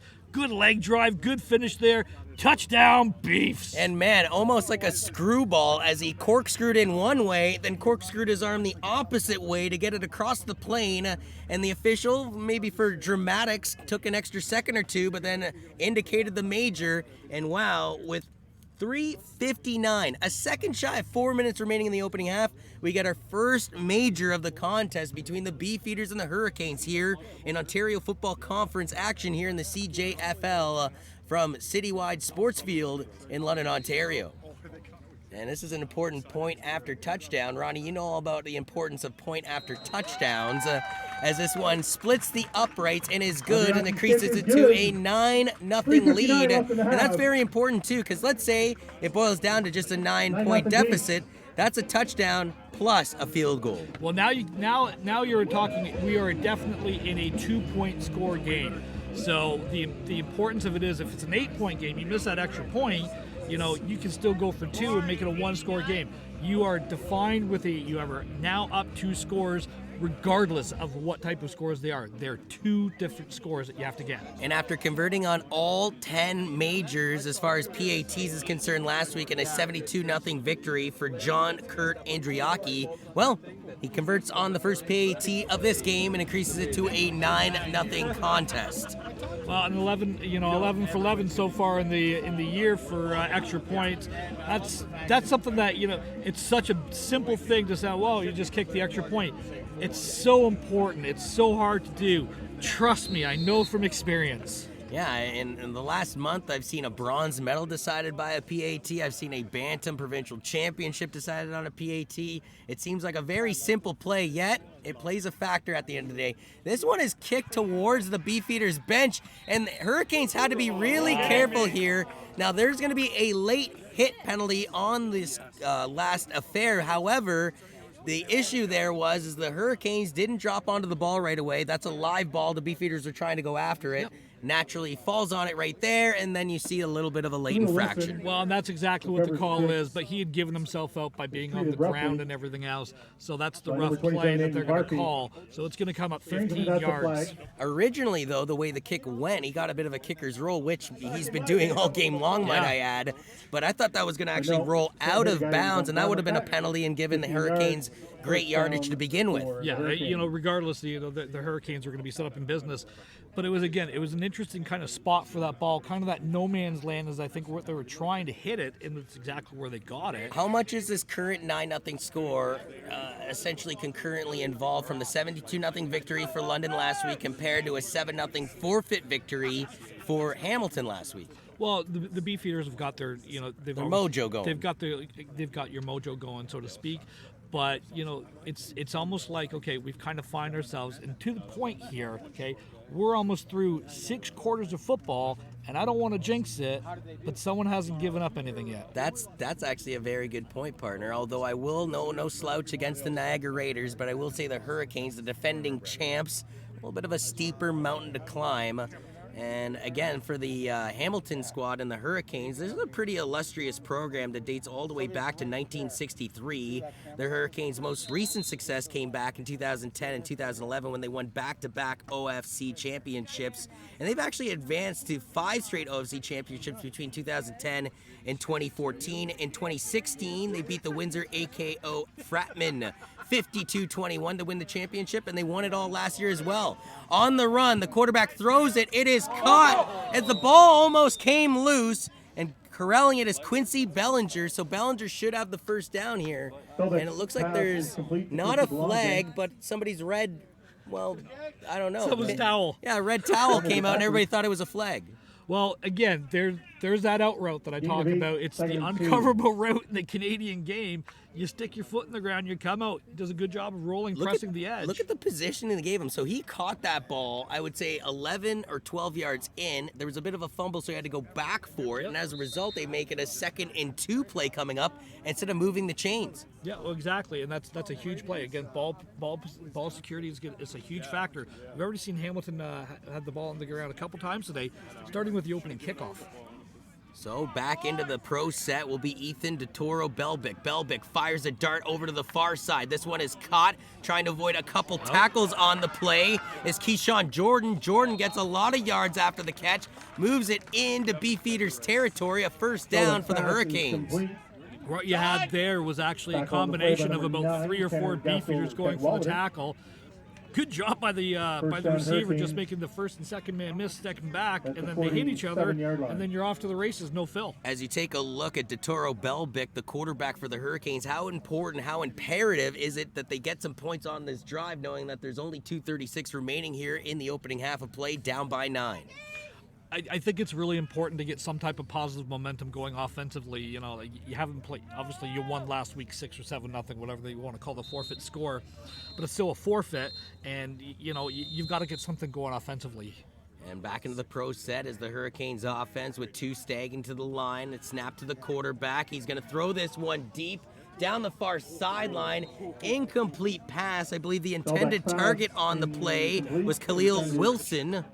And unfortunately for Wilson, that looked like it was almost into double coverage too, and they got lucky that London didn't swarm on that one. Well, I'm telling you, if he would have caught that ball, he's going to get absolutely destroyed by the safety, number 9, Tanner Gaslick, Cadwalder. Cadwalder. He was coming across, and he was coming with bad intentions. He pulled up. Good for him, but I'm telling you, if that receiver caught the ball, it was still going to be incomplete. Do you like how Hamilton took a shot there, though? Yeah, I do. You can't really, you haven't had much success running the ball as of late against these linebackers that the Beefeaters have. You've got to get some coverage. You've got to loosen it up somehow. 2 run to the line. Once again, another pass play. He's going to fire it over to the far side. This one is caught yet again. Looks like it's close to a first down. The receiver on the play, I believe, was Aiden Scissoring. Here we can see the... No, they're saying, I apologize, it's Javonte Stanley, the running back out of the backfield. Yeah, just little sit-down route there, gets in the background. Good job of blocking downfield by the receiver. And again, someone who's coached receivers myself, that is something that, we stress. That's just a little step-off route, and it's all designed to get a one-on-one matchup there. So the lady over here is lonely, yelling. So it is a 3rd and 1. Where'd you go? They're bringing the sticks in because they want to measure. And I don't blame them. This is a very important part of the game here in a 9-0 contest with 2:17 remaining in the opening half of play. And again, for the Hurricanes, this is technically their first game of the season because their first game came via a forfeit with a 7-0 victory for the Sooners. By the way, big shout-outs to our camera crew. Fantastic job, just like they did all year long for the Junior Mustangs games we did, as well as the OPFL Championship, as you get a great angle of this chain gang action down at Citywide Field. And they are going to be short here, Ron, by a couple inches. Oh, half a yard, I would say. Yeah, I don't understand why I don't understand why I brought the chains in because clearly, originally they marked it short. Yeah, I was going to say originally though they marked it about 1.5 yards shy, and by checking it now they realize it's only about a half a yard shy. That could benefit the Hurricanes if they go to the QB sneak here. Well, yeah, Hamilton's definitely going to go for this here. They're leaving their offense out again. This is really hard to do, but the Beefeaters are going to be coming in with a lot of bad intentions, and we've already seen Hamilton, kind of turn the ball over a couple times here. You better have good ball security. Hi, Mackenzie. That was awesome. They want your money, Ron. Everyone wants my money. So the quarterback, again, in Ethan DeToro Belbic. Hey, this formation looks familiar. Is going to go right behind the line of center. As there's a bit of a sweeping motion in the backfield. It's a handoff instead, though, and it's Stanley, Javonte Stanley, who's got to literally, dive head first just to salvage it and get to where he needs to be. I'm not sure he got there. I'm telling you, they're giving him just beyond the yards to gain. But man, oh man, talk about these Beefeater linebackers are really, really active, and they flow really well to the ball. Shout out to number 40 there, Danny Fitzgerald, who just came across and wrecked the running back coming across. Man, what do you think of the play call there, though? Instead of going with the conventional QB sneak, they went on the handoff to Javonte Stanley. It worked. I mean... Everyone loves the QB sneak. I'm more of a fan of turn around and hand the ball off to the guy who's used to carrying the ball. As a quarterback, you're a point guard. You're distributing the ball. Let your shooter shoot. There is 1 minute and 40 seconds. And I'm really shocked that Kamar Bishop did not get caught for defensive pass interference. It's an incomplete pass to bring up 2nd and 10. That could have been the trade-off for the one that we saw earlier because I'm telling you, the DB did go out and he grabbed the defender at the very last second. A little bit of a hand check in there. You see on the replay here, again, the play action by the stutter Hurricanes. Go. And right there, there was a grab. Absolutely, there was a grab there. That should have been a 15-yard penalty. It wasn't. 2nd down with 1:33 left. The Hurricanes fans are going to note that one at home, down 9-0 with their team. Get the offense going here, and they got 93 seconds to do so before the halftime break. So what they actually ran on that was call, and again, show the formation, show the same look. That's something that they've obviously been working on. I love the play call, and it should have been a big play for the Hurricanes. Ron Forwerder joining yours truly, Johnny Urban, here on another Aircade Jacks Communications production here on London Junior Mustangs TV. Big shout outs to the whole Melrose Familia. And the pretty sexy Longboat, who's been playing well in this game, the 6'6", 290-pound offensive lineman. Yeah, that's a big man out there, but he absolutely held Brandon Gallant, who was coming over on a blitz there from the linebacker position, did a good job. If he doesn't hold him, his quarterback is still, I think, planted about the 45-yard line. So now we get, with 1:25 remaining here in the opening half of play, the Hurricanes going back 10 yards, 2nd and 20 coming up. And it doesn't shut the door, but it sure does close it a little bit for the opportunity to get some points before halftime. Yeah, you need a big chunk of yards here on 2nd down. You've got to get a full 1:25 left. So the quarterback in the pro set with 2 running to the line, takes the snap, looks to his left side, steps up in the pocket, looks like he's gonna go for a run, but he threw it just before he got to the line of scrimmage. Ron, it looked like he Brett Favre that one. I thought he maybe had gone over the line of scrimmage before he released the ball. He was really, really close to it. And again, what you're trying to do is just force it. You can see he was just a little bit behind the line of scrimmage, just a little layup. Completed by Keyshawn Jordan. Fullback's pass is complete. And Jordan, I believe, has enough for the first down, and they indicate it now. First down, Hurricanes. Yeah, just a little hook route. Needed 6 yards, ran it at the 7 yards. That's the difference we see between what Hamilton did on that one and what we're seeing early in this game. You can see both teams are really starting to settle into their game plans and moving and distributing the ball well to different players. Getting into the grits and gravy of this Ontario Football Conference Week 2 action here in the CJFL between the London Beefeaters, the home team in red, against the Hamilton Hurricanes, the visiting team in white and black.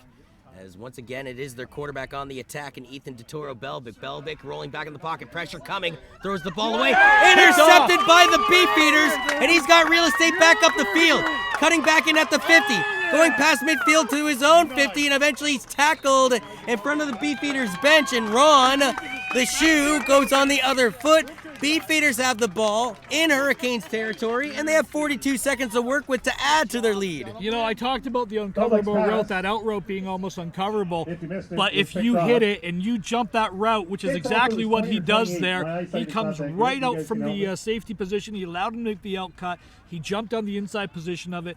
You can see it right here.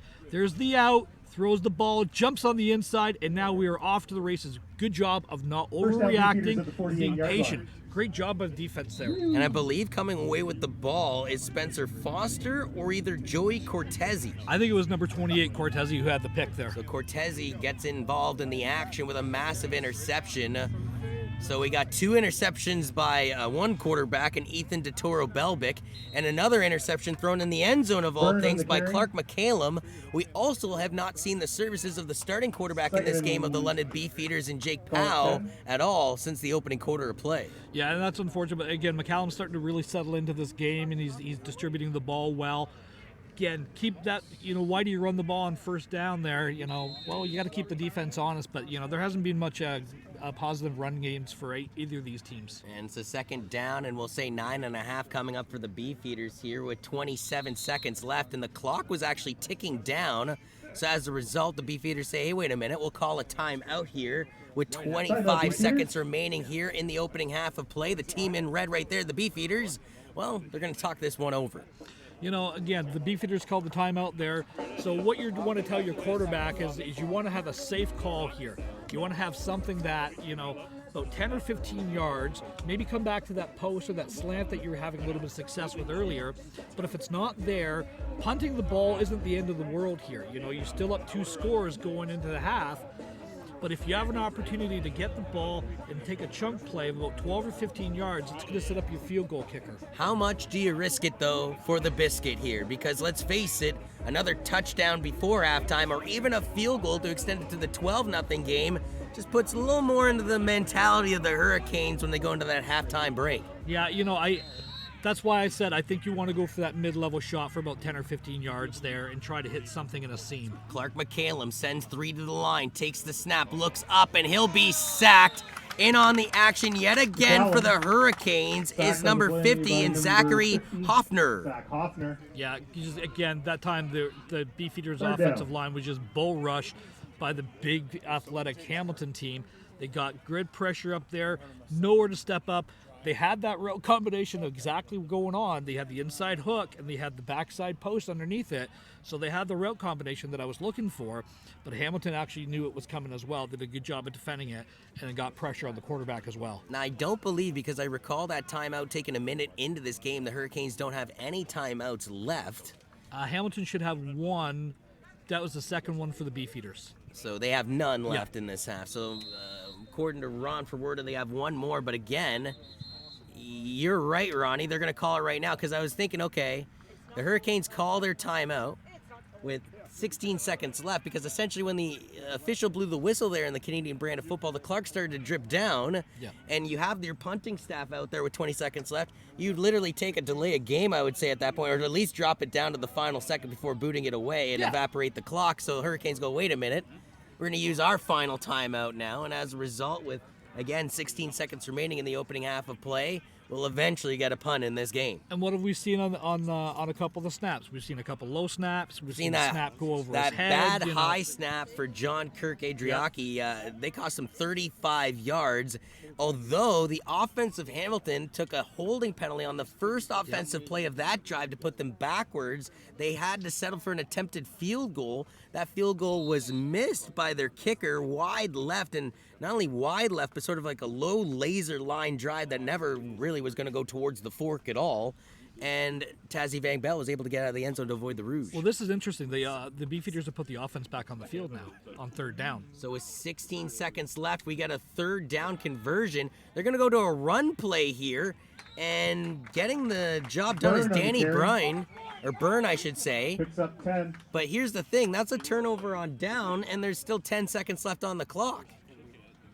I'm not sure I understand that transition. Are they concerned that the kicker or punt returner, who in this game so far has been Javonte Stanley, that he could potentially break out a big play, and that's not how you want to end a halftime with our opponent getting the first points of the game? No, because all you do is at this level, the punters are really good. You can angle it towards the sideline. You can roll over more coverage, and it's so hard to return the ball for a touchdown in the Canadian game if you pin it to the boundary.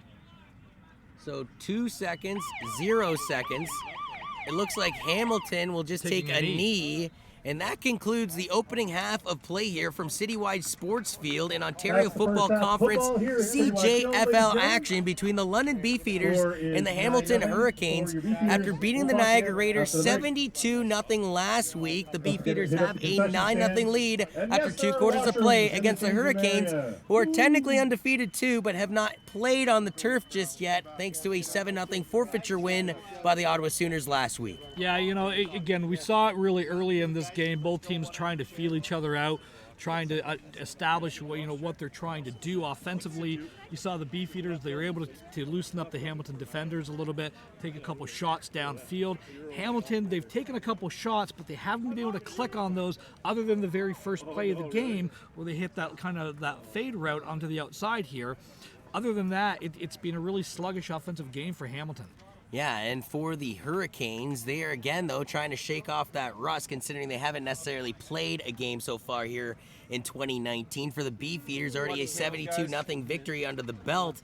What do you have to say, though, about London's offense? Because let's face it, it was a 0-0 game after the first quarter of play. It was a safety conceded by the Hurricanes, of all things, to get the scoring affair started. And then eventually, thanks to the quarterback, actually, Clark McCallum, you got to think, starting quarterback Jake Powell goes down with an injury. Now, Clark McCallum literally puts his body into crash test dummy mode and goes for a 15-plus yard gallop into the end zone and corkscrews his way across the plane for the first major and only major so far of this contest. Well, and that was kind of the thing, Jake Powell, who's probably taken 3 quarters to not, all the reps in the with the first team offense, goes down on the second play of the offensive of the game for the Beefeaters on a late hit.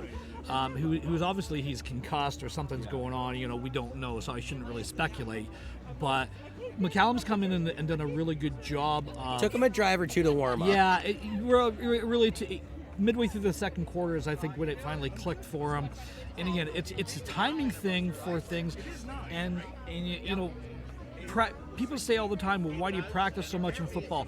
Because football is such a timing game. You have to get hit at the right spot, and every player has different speed levels, and you've got to understand that and know how to distribute the ball to each of those players. So before we go off to our halftime break, again, a 9-0 lead for the London Beefeaters over the Hamilton Hurricanes. You see the Hurricanes right now having a bit of a team meeting in the end zone, where it's actually the Beefeaters going back into their makeshift locker room, a tent set up by the washrooms here at Citywide Sports Field.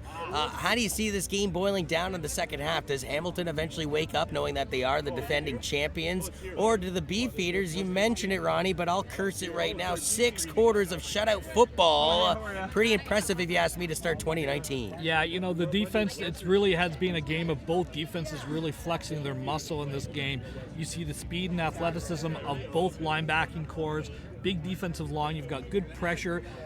You know, being down 9-0 at this point in the game, it's going to be tight for the Canes to get into this. But you know what? One long pass over the defender's head, and you're back in business. As I look to the Citywide Sports Field, I see Hamilton's kicker Cole McKinnon, who actually missed a field goal already in this game, continuing to try and warm up and make shots here. So no rest for the wicked, Ron Ferwerda, and I am Johnny Urban. 9-0 for the London Beefeaters here over the Hamilton Hurricanes in Ontario Football Conference CJFL action. We're going to head off to the halftime break, but we got more action on the other side.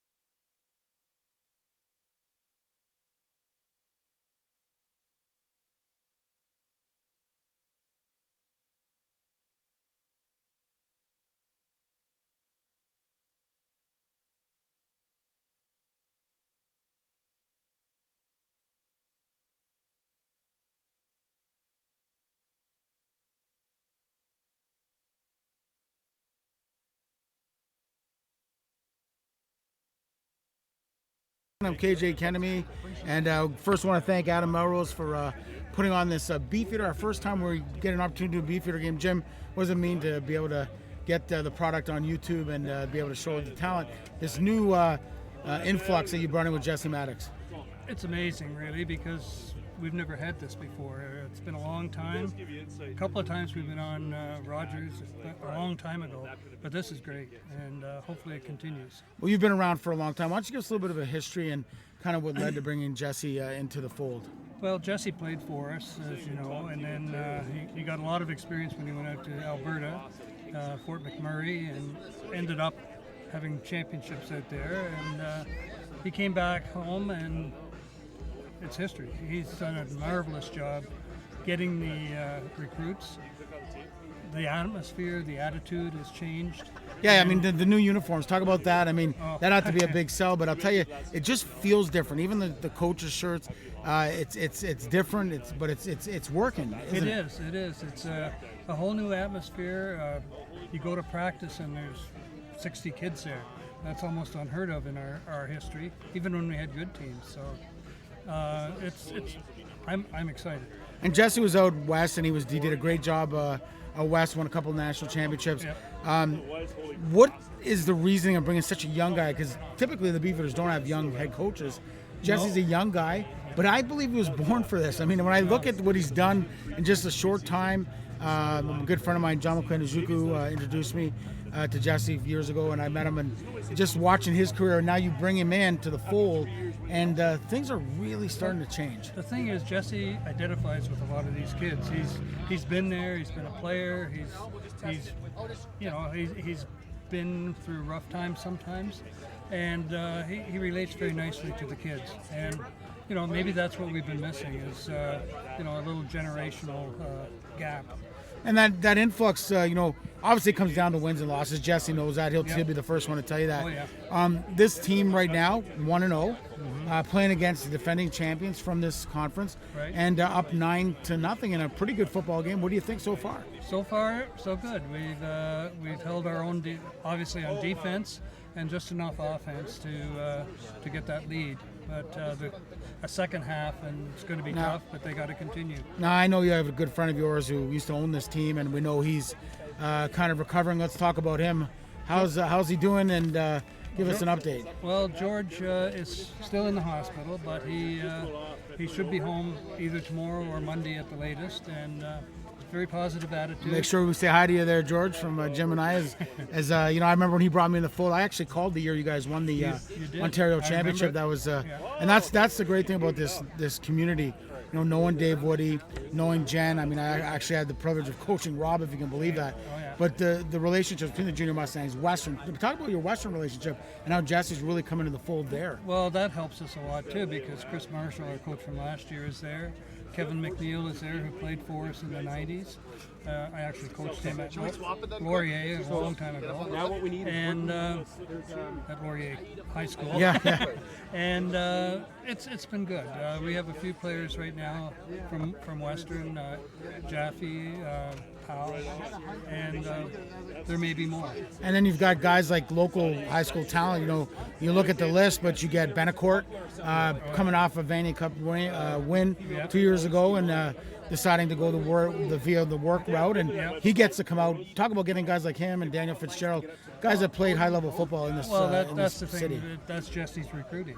I mean, we've got kids from Calgary, Sherbrooke, Sudbury, Kingston, Belleville, you name it, and the word has gotten around, and their kids are coming out. And you talked a bit about Jake Powell, obviously coming from Western. He's a quarterback, but I like this Clark McCown kid. I was talking to Jake. I have the privilege of helping out the Western quarterbacks with Coach Gaetan Richard and Coach Marshall, and I'm learning so much from these guys. But Jake's one of my guys, and he told me that Clark's a darn good quarterback. Boy, have we seen that as he had to come in after Jake got hurt. This is his third year, and he was Rookie of the Year in his first year, and last year was sort of a leveling off, but he looks really good this year from what I've seen at practice, and he's our man right now. So you've been doing this for a long time, Jim. I mean, the enthusiasm. Since 1980. Yeah, 1980. There you go. The enthusiasm is sky high. You've got a lot of alumni here. I saw Coach Owsley out here. Oh, yeah. Enright was out here. I saw all kinds of different ex-Beefeaters. Alistair Bruff is here. Alistair's here. All these great guys. And there's people all across the country now that get to watch this type of thing. We're excited. We're glad that we could bring this for you guys in the first week here at home. And thank you, Jim, for everything. Okay, well, thank you. We all appreciate Jim's it. but before you go though, give us one last thing. What do the fans have to expect from this club this coming year? I think we're going to be in the area of the 2012 team. I think they're very good. That's pretty bold, and we're going to hold you to that, and we hope it's going to be a great year. Thank you so much. Thank you. All right, and that's Jim, and we just appreciate being able to do this Beefeater game, and I'll send it to our producer, Adam Melrose. Yeah.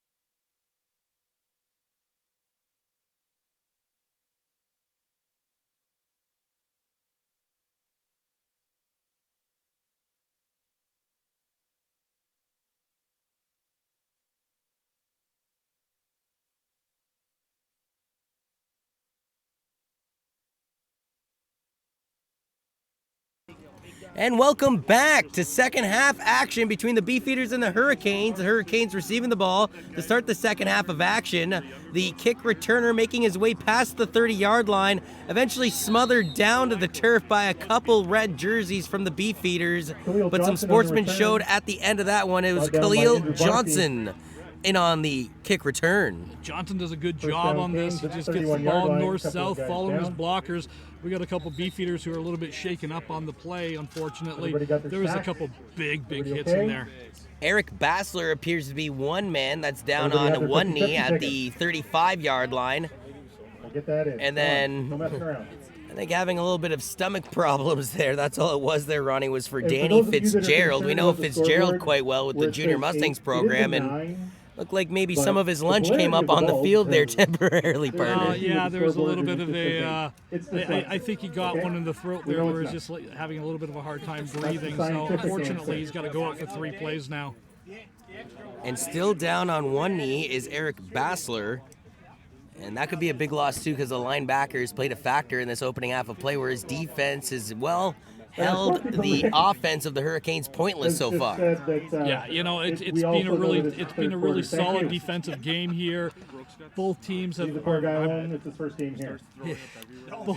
both teams have done a great job of really establishing the defense dominance in this game. So let's see with a couple of linebackers down what the Beefeaters can come up and with. Do not adjust your computer screen at home. No. We got an even sexier angle for you here in the second half. We'll play a little bit of a bird's eye angle, if you will, from citywide. Why is it so impressive? Well, we needed to bring in a lift crane to do this, folks, because there is no vantage point from within this field to give you this sexy, incredible angle. So, getting back to the action, this one is for a loss, though, and as a result, the second down and long with 14:30 remaining here in the third quarter. Just a little outside zone play. Again, we're talking about, trying to establish a run game, trying to get some type of presence going for either of these teams on the ground. Again, you really need to complement the pass and the run of the Canadian game, and neither team have really been able to run the ball with much success. On the Beefeater Facebook page. 14:08 remains here in the third quarter of play. 9-0 is the score for the home team. The Hurricanes trying to get some points in this contest. Their quarterback, Ethan DeToro-Belbic, in the pro set with 3 running the line. Looks immediately to his left side, fires a dart. The ball is caught. That's Josh Coulot. Now, Coulot is tackled shy of the first down, but not after picking up about 8 yards. Yeah, it gives a little step off screen, so this is just simply a screen to the wide receiver. One step up, one step back, deliver the ball, get a couple blockers out there and make a man or two miss. Got a gain of about 5 yards on that, but again, he's going to be well short of, I'd say about 3 yards short of the first down. Antonio Bentley with a big tackle for the Beefeaters once again on Coleo. That was the receiver on that play, and with a third down coming up, as we saw all too often in the opening half of play, once again, the punting unit out here. But though I would say Hamilton's had the advantage in this section of the game so far. This one is fumbled around. The ball is loose. Who's going to pick it up, though? It appears to be the Hurricanes' ball. Wow. Yep.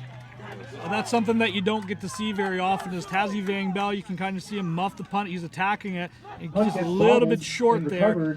Just right at his feet. There's the wind coming into a factor there. But again, now the field position is flipped. What should have been good field position for the Beefeaters. Hamilton's back in business now.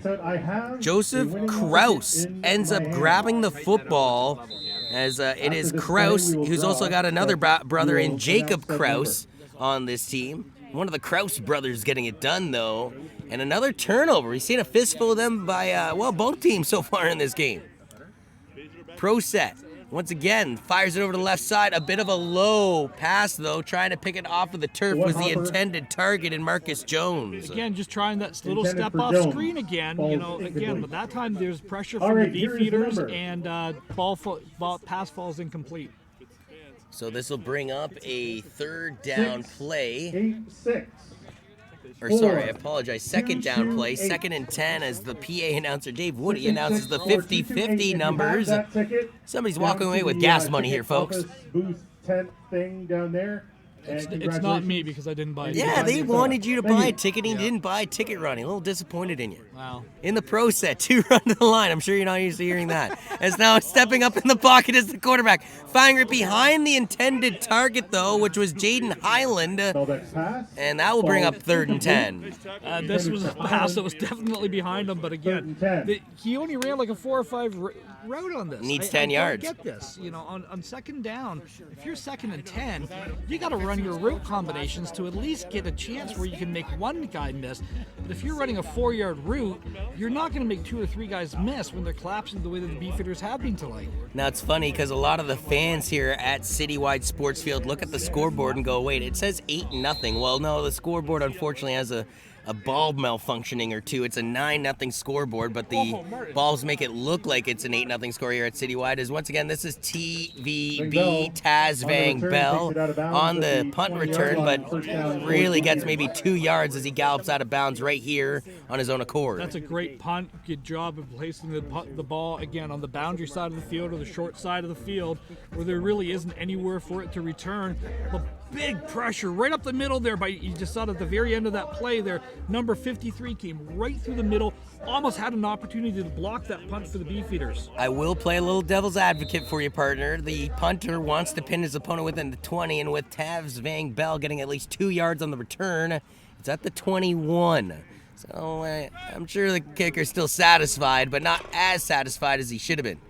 As he pump faking in the pocket and then being tackled down to the ground as Clark McCallum. McCallum has to be careful here because, again, the starting quarterback in Jake Powell was hurt in the opening half of play. And now we get a big sack here by number 90 of the Hurricanes and Tom Zarafontinis. Again, what's impressing me is this is not a blitz. This is the down linemen. The 4 down linemen are beating the 5 offensive linemen for the Beefeaters consistently play after play and getting some great pressure. McCallum had nowhere to go. They dropped 8 in coverage and then, again, nowhere to deliver the ball. As once again, it will be the quarterback after being sacked, and Clark McCallum. It's the 4th sack of the day for the Hurricanes defense. 1 in the backfield for the quarterback as he sends 3 to the line. Looks around, and he'll fire it over to the left side. A man is wide open. Bobbled it a little bit, but ends up reeling it in. Then takes a nasty hit there from DeMar Brown, but not before receiving the ball and getting the first down yardage in Daniel Jeffy. Okay, here we go. He's a slot receiver coming in full motion there. He's trying to hit it right there. He steps into that simple little slant or step down route. Brown does a good job of hitting him at the end. That's a big hit. But you know what would be more impressive? Had they actually gotten good coverage. 10:56 now remains in the third quarter play and what is still a 9-0 score. That's the other thing that the board wouldn't allow. It looks like it's the 4th quarter here at Citywide. It is the 3rd quarter. So they might as well just blow up that scoreboard in reality. As Clark McCallum's going to fire to the near side. Nobody in the vicinity. Well, there was somebody, but that was a Hurricanes uniform in Zachary Hoffner. And, Hoffner, a linebacker, 6 foot, 210, to the near side. If he got a hand on it, would add some real estate to go back up the field. I think Tazzy Van Bell was the intended receiver, but again, we talked about McCallum being the backup quarterback.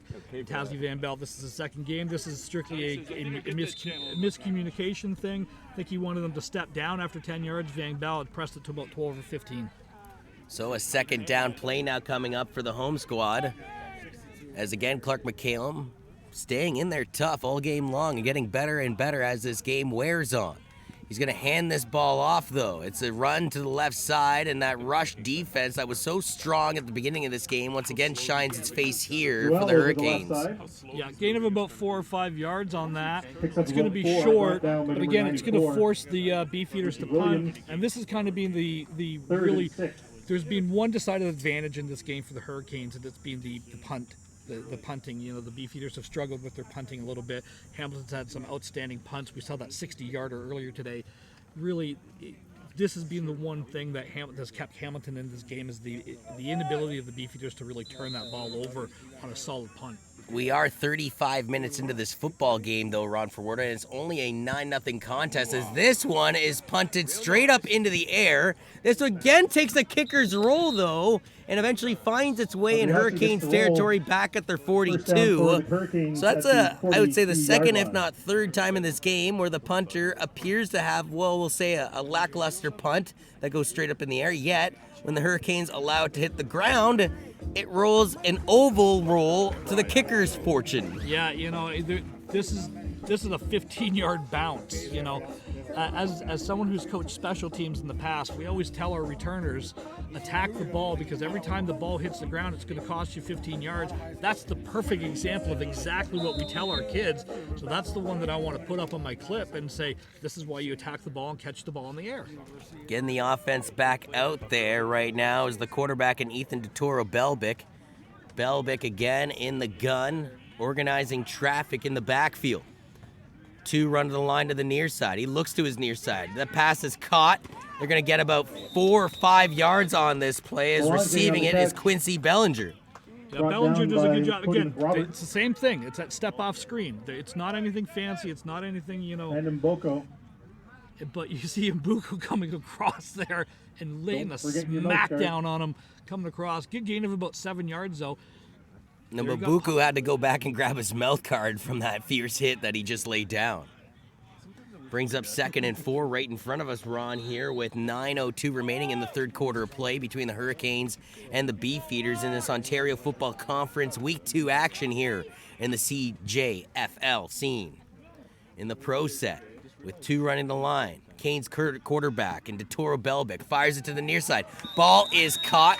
Now he's hit out of bounds by Mbuku, but not before having the first down with ease in Marcus Jones. Just a little step down route. Again, just get beyond the sticks. Good clear out route.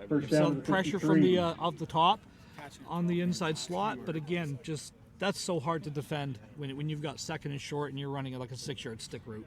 1st and 10 coming up for the Hurricanes, still looking for their first offensive points of the game. They've sacrificed 2 points when they've been on the field via safety in their own end zone. And they intercepted a McCalum pass intended for Taz Van Bell into the end zone. And this could have been a wide open game at this point. Yeah. But again, going back to the original point, the Hurricanes offense is what has to click. You can't win if you don't score any points. 2 run to the line, 3 options to the left side. The quarterback looking to his left side, fires it over the top. Nobody home, though, and to be honest with you, not too sure the intended target on that play was.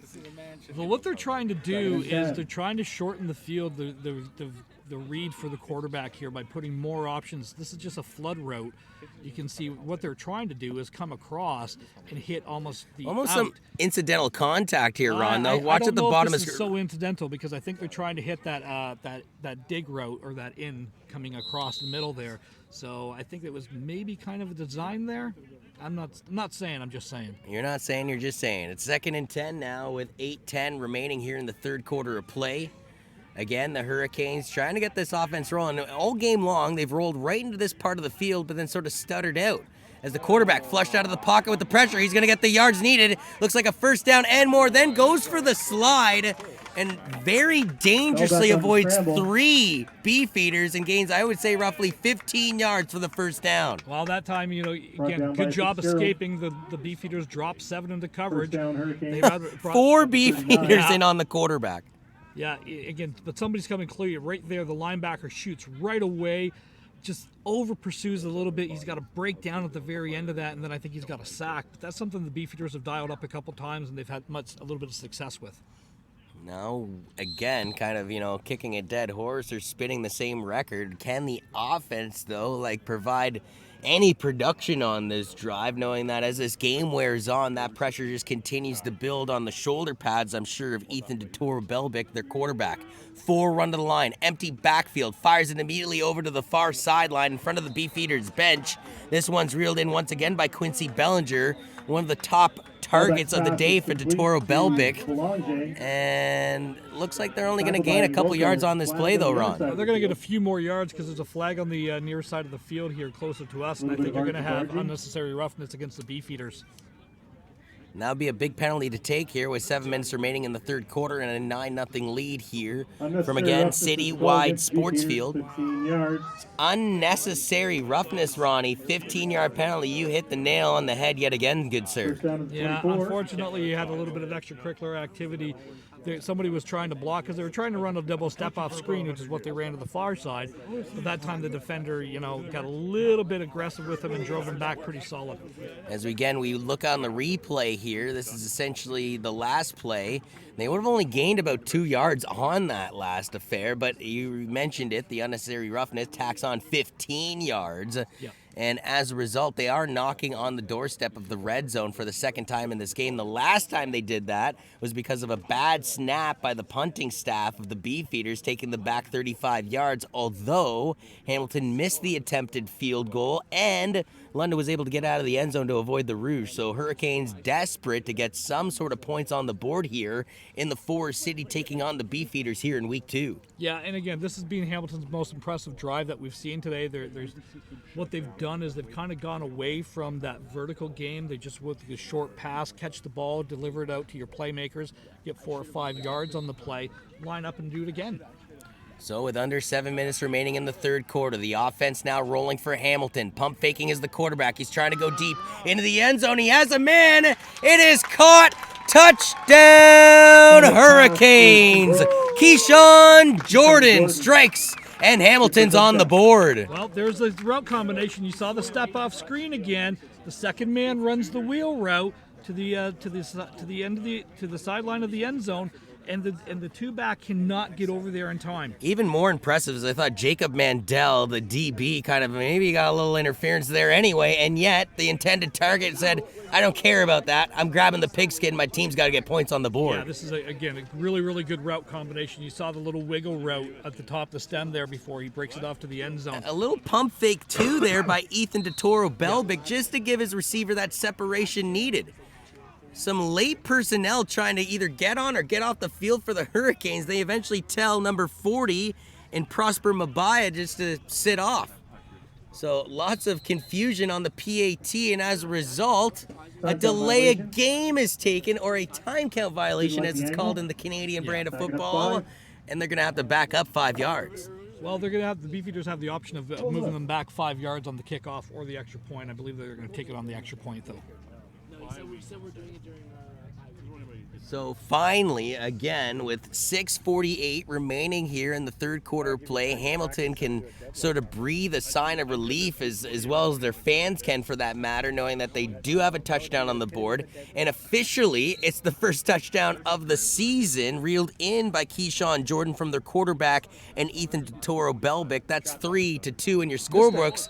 This one is just shanked, and that's the same sort of shanking motion that he had on the attempted field goal earlier in this game. Ron, what is going on in the kicker's motion to let that happen continually? Something's going on with his plant foot. I don't know if it's slipping or what's going on, but that's strictly a plant foot is slipping out of him, and that's causing him to hook that ball and get absolutely massive, because instead of it being a 9-7 game and a potential field goal wins it for the Hurricanes, it's a 9-6 game, and they need a field goal to tie. Yeah, and again, it's that's kind of. I listen to John. We talked about the as we're having a discussion with some of the officials here.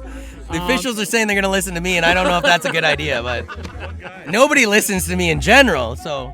Well, we established the 3 people watching. That's right, the people at home. We appreciate you, Ron Ferwerda, and yours truly, Johnny Urban, taking you through. Big shout outs to Eric Kajax Communications for putting this all together, as well as the Melrose fans. 63 people, according to our producer. So big shout outs to all. So 63. thanks to my whole family watching the That's game, right. man. So everybody I texted and called pregame. As now with 6:48 remaining in the third quarter, the Hurricanes have to be feeling good. They got a major on the board, and they boot this one away back into Beefeaters' possession. Kick returner, bringing it back up the field. You're pointing out a penalty flag already on this play, Ron, as carrying the ball back up was Felix Noel and tackled just after the 30-yard line. This is going to be offside against the Hurricanes. Brought They had down the by outside Browns. guy left early First down Beefeaters before at the kick was, 34-yard which you line. can't do. You've got to stay that half yard behind. So we're going to see 5 yards added on to the end of the run here. London will take it. Now, how imperative, I know that there's still plenty of football left, but for the London Beefeaters to respond here to the major that they just allowed on defense, the first major, I should add, that they've conceded, the first points of any kind that they've conceded in the 2019 season after beating the Niagara Raiders in Week 1 action 72-0. By the way, penalty declined. Well, you're not going to go all season without giving up points. Ah, So, yeah, come on, but expectations. You went a game and a half without giving any points. You've Pretty obviously impressive. established your defense, and this Hamilton team is very, very good. Again, the defending Ontario champions. Yeah, they went 6.5 quarters of shutout football, and that's very impressive to start the 2019 year. So a little slow snap, once again settled down by the quarterback, fires a dart over to the left side. Pass is caught by Spencer Foster. Foster takes a bump. He's shy of the first down, second, and we'll say 3 yards coming Here up. we go, the uncoverable route. Just run that little out route. Again, you can see how effective it is because you have so much up a space 4, to second do. and 6. You can run at the different levels, but that out to the inside receiver or the third man is almost impossible to cover in the Canadian game. And you settle down, you get 6 yards, and then you get second and manageable. To be honest with you, I thought Foster got close to 8, and you're right, they marked him maybe close to 5 there. Regardless, a second down situation coming up for the quarterback in Clark McCallum. Again, McCallum taking over for Jake Powell, who started at this game and appeared to be hurt and taken out, as this was intended, I believe, for Tazzy Vang Bell, and they got awfully lucky because we've seen interceptions, fumbles. At the end of the day, we've seen turnovers by both teams. Yeah, again, just that little drag road of that delay or a mesh is what we're calling it, is again that third man coming on the in this time. But again, we've seen that pass kind of off with McCallum a little bit today. And again, the linebackers have dropped off, so you had some running room. And I understand what they're trying to do. They're trying to get Tazzy Vang Bell the ball in some space and let him be an athlete. So it was 0-0 after the first quarter of play. Then it's 9-0 at halftime in favor of the London Beefeaters as they're forced to punt this one.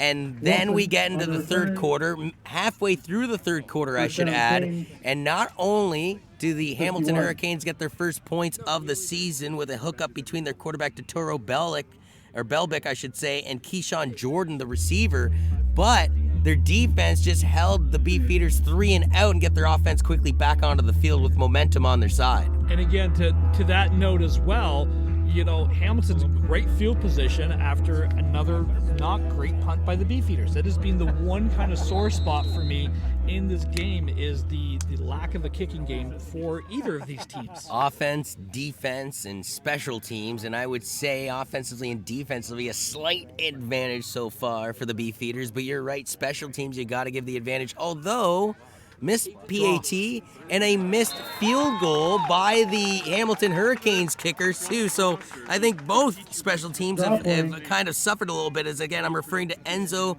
Laricia. He's had a field goal missed, and then he had the PAT missed, potential 4 points on the board that isn't on the board. Oh yeah, they're down by 3, Ron. So they could have had a 1-point lead at this point of the game. Exactly, and it's really been the game of missed opportunities so far. That last play had nowhere to go. I'm sitting, field level, and as the second they broke the huddle, I'm calling the play to you. Going, the draw. It's a draw. Well, guess what? I'm a smart guy with football, but I'm not that smart, and everyone on the defense saw it was a draw play too. So the guys in white and black trying to get their offense back on track. Second and long. Quarterback takes a hit to make the play. And unfortunately, with like 5 people that I don't know why are on the sideline in my way, I couldn't see what happened there, Ronnie. Well, they're trying to hit a little check down road here, and we talked about him a couple times. Danny Fitzgerald coming from the linebacker position. You can see him tracking the running back, going across there. They try to deliver it, and he absolutely separates the ball from the ball carrier. Third and long coming up. And the Hurricanes' momentum that they had firmly in their clutches, well, it's not gone, Ron, but it loosens up a little bit as they're forced to punt away too. Let's see if the Beefeaters can make a play on special teams here, because the Hamilton's done a great job of flipping the field and forcing the Beefeaters into long field position all game. So another punt booted away, Great punt. and a beautiful one at that by Enzo Laricia. Now Laricia will have his punt returned, though, by the Beefeaters, close to the 40-yard line. As that was Felix Noel once again on the punt return. And with 4:14 remaining in the third quarter in a 9-6 contest, the Beefeaters offense goes back onto the field. Yeah, again, just going back, this is a fantastic punt. This is a good job. This is turning the ball over. And again, the wind's kind of changed a little bit here, so it's hard to see where it's coming from. But again, a good job. That's a 40-yard change of possession with the return there. And again, Beefeaters have a long field to go. And the Beefeaters offense, let's face it, other than that dangerous dash by their quarterback Clark McCallum into the end zone, their offense hasn't had any major to speak of other than that. Quarterback flushed out of the pocket. He's going to go right after a hurricane, almost like two rams in the Rocky Mountains. He went right after Tyler Bevan, and the linebacker essentially got hit by the quarterback but makes the play. This is something that you don't see in the game a lot. I'm starting to really, really become a fan of this kid. Right for that there. Oh, my word. Talk about lowering your shoulder, getting your pad level lower than the defender, and running through contact. It was almost like the linebacker again, and Bevan was more shocked that the quarterback went mano-a-mano with him. Yeah, and it's only a gain of 3 yards, but it's more than that. It's an attitude. Yeah. And I like that. Your quarterback looks hella cool now, Yeah. too. As they're going back into the shotgun is the he's man. not a kicker, but Oh, yeah, that's right. So we get McCallum once again taking the snap, looking to air this one out, and does. Ball is caught, trying to get a little bit of yards after the catch there. Is the receiver on the play, and Bailey Holmes. Yeah, it's going to be enough for a first down by about a half a yard here. But again, we've seen the Beefeaters and the Hurricanes kind of go to this short check down game. And again, it's the same route that they tried to hit Tazzy Van Bellen earlier. You're just trying to hit that inside mesh route. And again, good job checking the ball down, delivering it, get your 8 yards, line up, do it again, move the sticks, run the clock. Yeah, clock management will be such an imperative thing as this game rolls on. It's kind of been all field positioning was the name of the game in the first half. Clock management is the name of the game here in the second half. In the shotgun again is McHale. A little bit of a low snap, settled down, gives it to his running back, and he'll march up the field for a healthy gain of, let's say, 6 or 7 yards. That's Danny Byrne yet again. Yeah, unfortunately, we got a injured Mustang. Oh, you did it. You done did it. So drinks are on me, kids. Oh, I like that. As he pops right back up, though, Ron. As quickly as he went down, he got back up. It doesn't matter. He's got 3 plays now, unfortunately. That's Connor Shoebottom. Pretty cool name. Connor Shoebottom. Yeah. Showing some, soul, some grit. You get what I'm getting at there, Ronnie? Exactly. Some puns for you? Anyways, he'll be okay. But you mentioned he will have to sit off for 3 plays. And he's actually, is that the same individual in Shoebottom? So he popped up, and the trainer said, hey, sit back down. We're going to attend to it here. But, going back to something there, that was a fantastic run. Good job of attacking the line of scrimmage, full speed, getting your shoulders nice and square, and getting low through your block, making the first man miss, and a solid 7-yard gain on first down. Again, something that neither team have really been able to do a lot of is get those chunk plays on first down, and keeping your playbook pretty much open to anything on the second and management. Got to give a big shout out to Mr. Stoddard out on the crane for us, high in the air here at Citywide Sports Field, giving us the incredible angles, as well as you, Ronnie Forwarder, for joining me here on your Saturday afternoon as the fans do applaud Shoebottom to get off the field on his own accord with a second down play coming up here.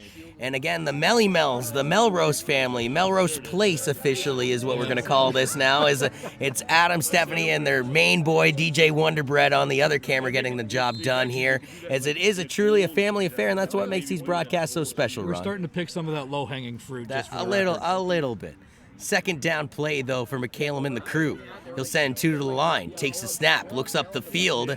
He's got to get rid of it. He doesn't. He's tackled again. It's another sack for the Hurricanes. I believe they're 5th of the game. And I think coming out of this is Richie Williams. Big man coming out of the defensive tackle position. You can see him blowing up the line and just doing a good job. He does a fantastic job of just staying nice and low here. We can see it. He's going to be coming in right from the defensive tackle position. We see the motion. There's a little swim move, pressure, boom. It's funny because the running back is designed to block right there, and there was no block. that running back is not going to block that man. So on a third down, a high snap, again a fumble down on the ground, and the punter has to try and recover it. It really didn't matter whether it was the Hurricanes or the Beefeaters, though, because the ball's going to be spotted right there, and it's going into the Hurricanes' possession. You know, it's been the kind of the Achilles heel today in that special That teams. long snapper, though, like, I hate to say this because you look at the punter and you go, man, Butterfingers, and he didn't kick it, blah, blah, blah, blah. Well, if you snap it right into his chest, then he has the chance to do his job properly. So, yeah, the punter necessarily looks bad, but it's really the damage is being done by the long snapper. You know, and it's such a difficult skill to teach, you know, that to have trust in the guys around you, to have your head down, looking back underneath it, and throw a ball 12, 15 yards through your legs backwards. It's not an easy skill. A second bad long snap to the punter gives the Hamilton Hurricanes field position already in London's zone. This ball is thrown to the near side, and running out of bounds after gaining a fistful of yards will be Javante Stanley. Okay, this is kind of, I kind of admire what Hamilton's doing because I love this philosophy. If it's not broke, don't fix it. It's the same play that they're running over and over and over again. It's that step-off screen to the wide side of the field. You've got empty backfield, 3x3. You're sending two blockers downfield. You're having your outside receiver turn around after 2 yards and get 6 or 7 yards out of the play. Yeah, officially they mark him down with a 2nd and 4 situation coming up here. And again, we got 1 minute remaining now in the third quarter of play. Things are getting intense, and that's the way I like it, Ron, here at Citywide Sports Field. As the quarterback, once again, identical play, identical result, as they're going to get the first down, as it's Ethan DeToro-Belbic, the quarterback, finding Javante Stanley again, and it's Moboko on the tackle. Yeah, it's literally the exact same play, and you're running it doubled on both sides of the field. You can see both receivers. Literally, this is what we call a mirror. How do you defend it then, Ron? It's hard because you want to jump down that route, but you saw what happened when you run that wiggle or that wheel off of it. You score the touchdown. Hamilton's being very smart and methodical. They've got something going on. They're into the red zone. The last time they were in the red zone, it was a Keyshawn Jordan touchdown.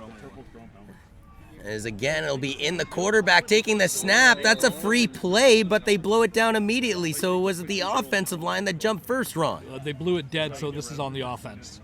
Point blank, this has to be against the offense. Otherwise, you're going to allow the defense to, or you're going to allow the offense to take the opportunity of making a play on this or not. But I think you're going to have someone moving either on the offensive line or the ball was double clutched. What is it, though, so far? They're calling it against the Beefeaters. Yeah, because I saw a plethora of red jerseys jump, See, and I thought it was a free play, but then they blew it down. And that's why I said I thought the center double clutched the ball there. That's why you saw as many players as you did jump. So the Hurricanes benefit from that. It's a free 5 yards. They'll be 1st and 5 now in the red zone, now from the 13-yard line. You hear that buzzer, folks. That indicates the final play of the third quarter, barring a penalty. As again, it's Ethan DeToro-Belbic taking the snap, fires it over to the right side. This ball is caught by Stanley. Stanley into the end zone. Touchdown, Hurricanes. After being shut out in the opening half of play here in London, Ontario, they have stormed back with 2 majors in the third quarter. And the final play of the third quarter is a 13-yard hookup between Ethan DeToro-Belbic and Javante Stanley. And it's the same play that they've been running up and down the field. It's the step-off screen. The outside guy is going up 2 yards, settling down. You're sending the 2 receivers to block them, and you're making a safety come over all the way across the field to make a play. And right now, Hamilton's just out-scheming the Beefeaters defense. He's already missed a field goal and a PAT in this game. This is a crucial one for Enzo Lauricia. He approaches the ball, and this one evenly splits the uprights. A beautiful PAT, which makes me start to question what happened on the field goal in the previous attempt. Maybe he changed his cleats, because on the other times it sure looked like his foot was sleeping. And that does conclude the third quarter of action. 13-9 now is the score for the Hurricanes as they get 2 majors in the third quarter alone. One thrown from the quarterback to Keyshawn Jordan, and the other one thrown to Javonte Stanley, who staggered into the end zone to get the job done. A missed PAT, though, has resulted in 13 points, but Ron is a team that, well, they were 0-0 after the first quarter.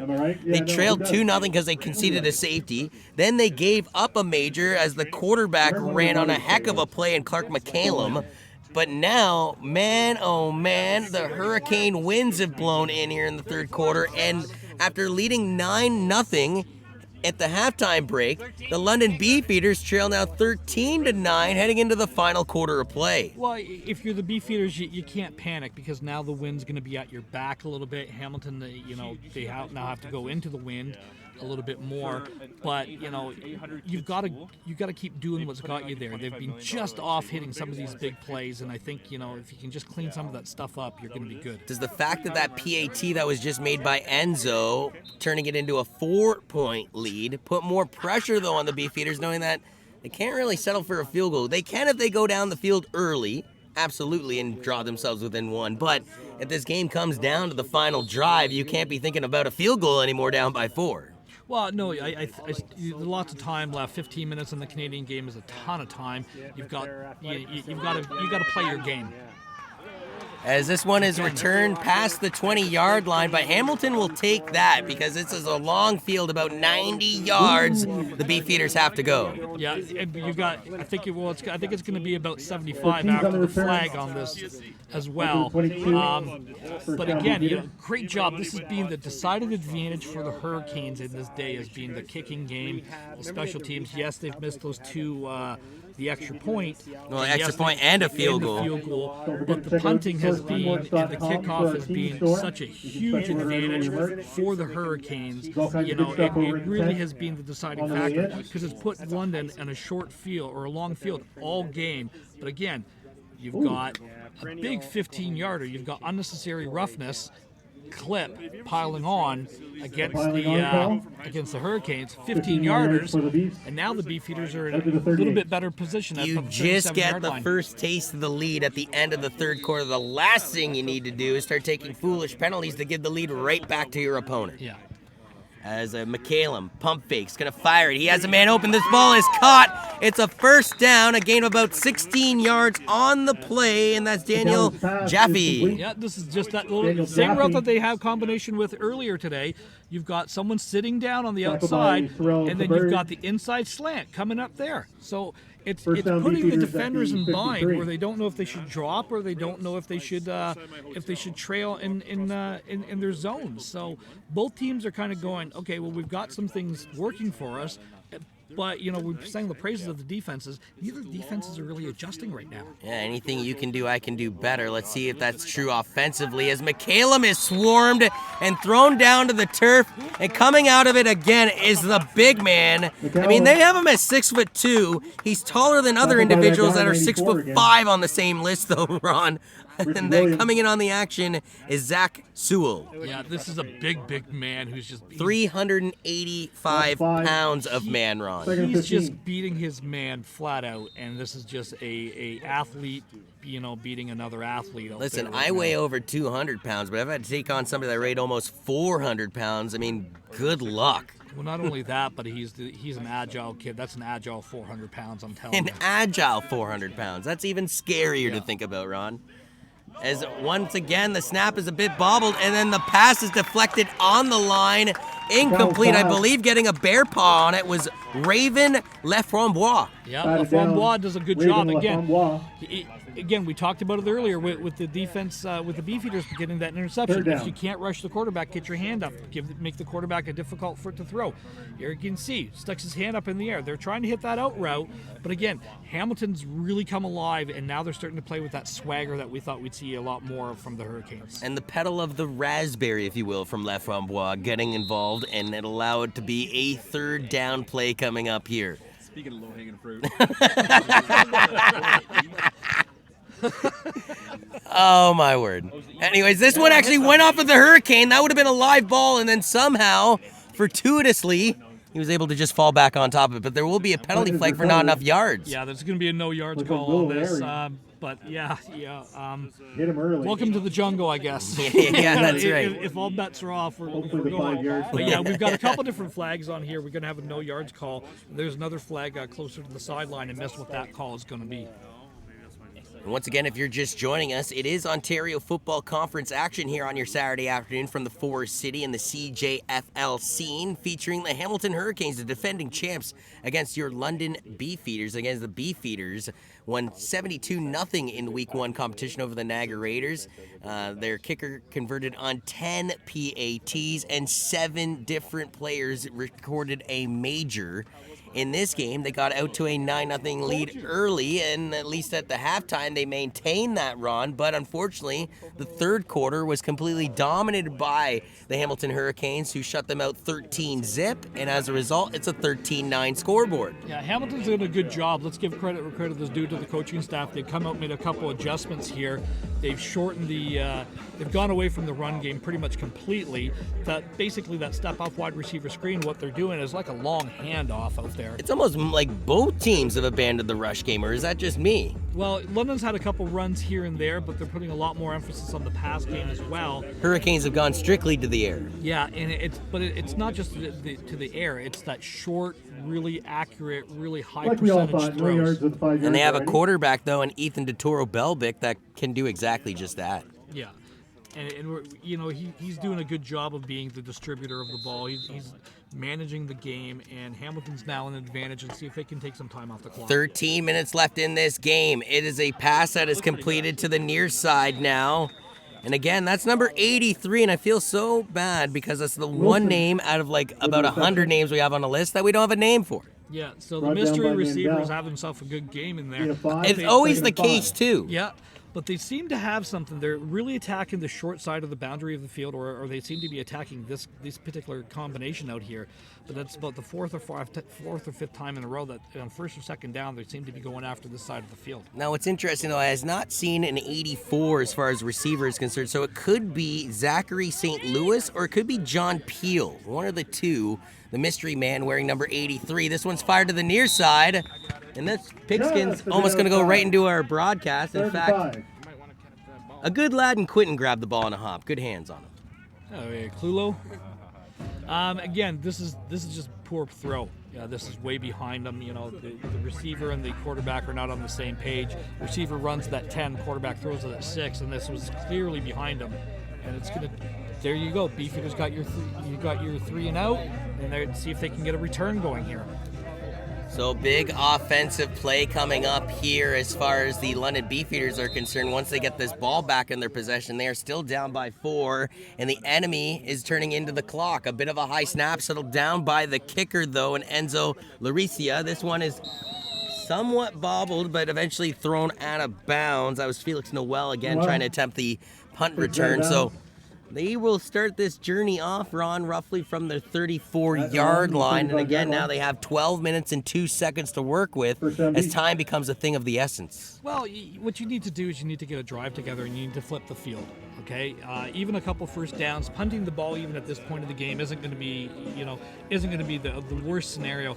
Sure, you'd love to get points up there right away, but again, lots of time. 12 minutes is a lot of time in the Canadian game. The Beefeaters need to put a drive together there, and they need to get a consistent drive and get about 30-40 yards of field position on this. I remember playing travel baseball as a kid in this park, Citywide. We called it a different name. It rhymed with Citywide, but I can't say it on the air, Ron. But Am I allowed to?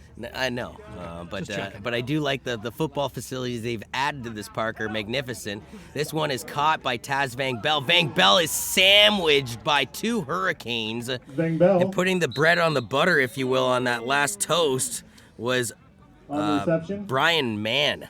So, Oh man, what a hit by Mann with the Mann. tackle. This is just a swing pass out there. It's Got a Hurricane down. unfortunately you've got a Hamilton Hurricane who takes it from his own guy coming across. Essentially, the yeah, on middle the other side of the sandwich. right here, there. That's right. That's number 11. We've sung his praises a number of times today. Isaiah Joseph, a 6'3", 220 D lineman. That's the type of hit that you don't want to see, because that's a helmet right under the chin. And he's not expecting it because he's not expecting the guy to get blown up that No. he's trying to tackle. No, and that's really, it's unfortunate. And again, that's all I want to talk about with that, because I never want to see a serious injury in football, but this young man got his bell rung. 11:32 remains here in the fourth quarter clock. The crowd applauding Isaiah Joseph to get back onto his feet, and we hope he's okay, not just for this game, but for the rest of the 2019 Ontario Football Conference CJFL football action. John, One on the play, beautiful second and day, 9 citywide Beefeaters. Sports facility. One of the few turf fields in London, that we can actually call a game on. That's right. Beefeaters, our first broadcast doing the Beefeaters game, And I like this one. It's not surrounded by a track. This is a nice little touch because it's meant for football, where football should be played. Exactly.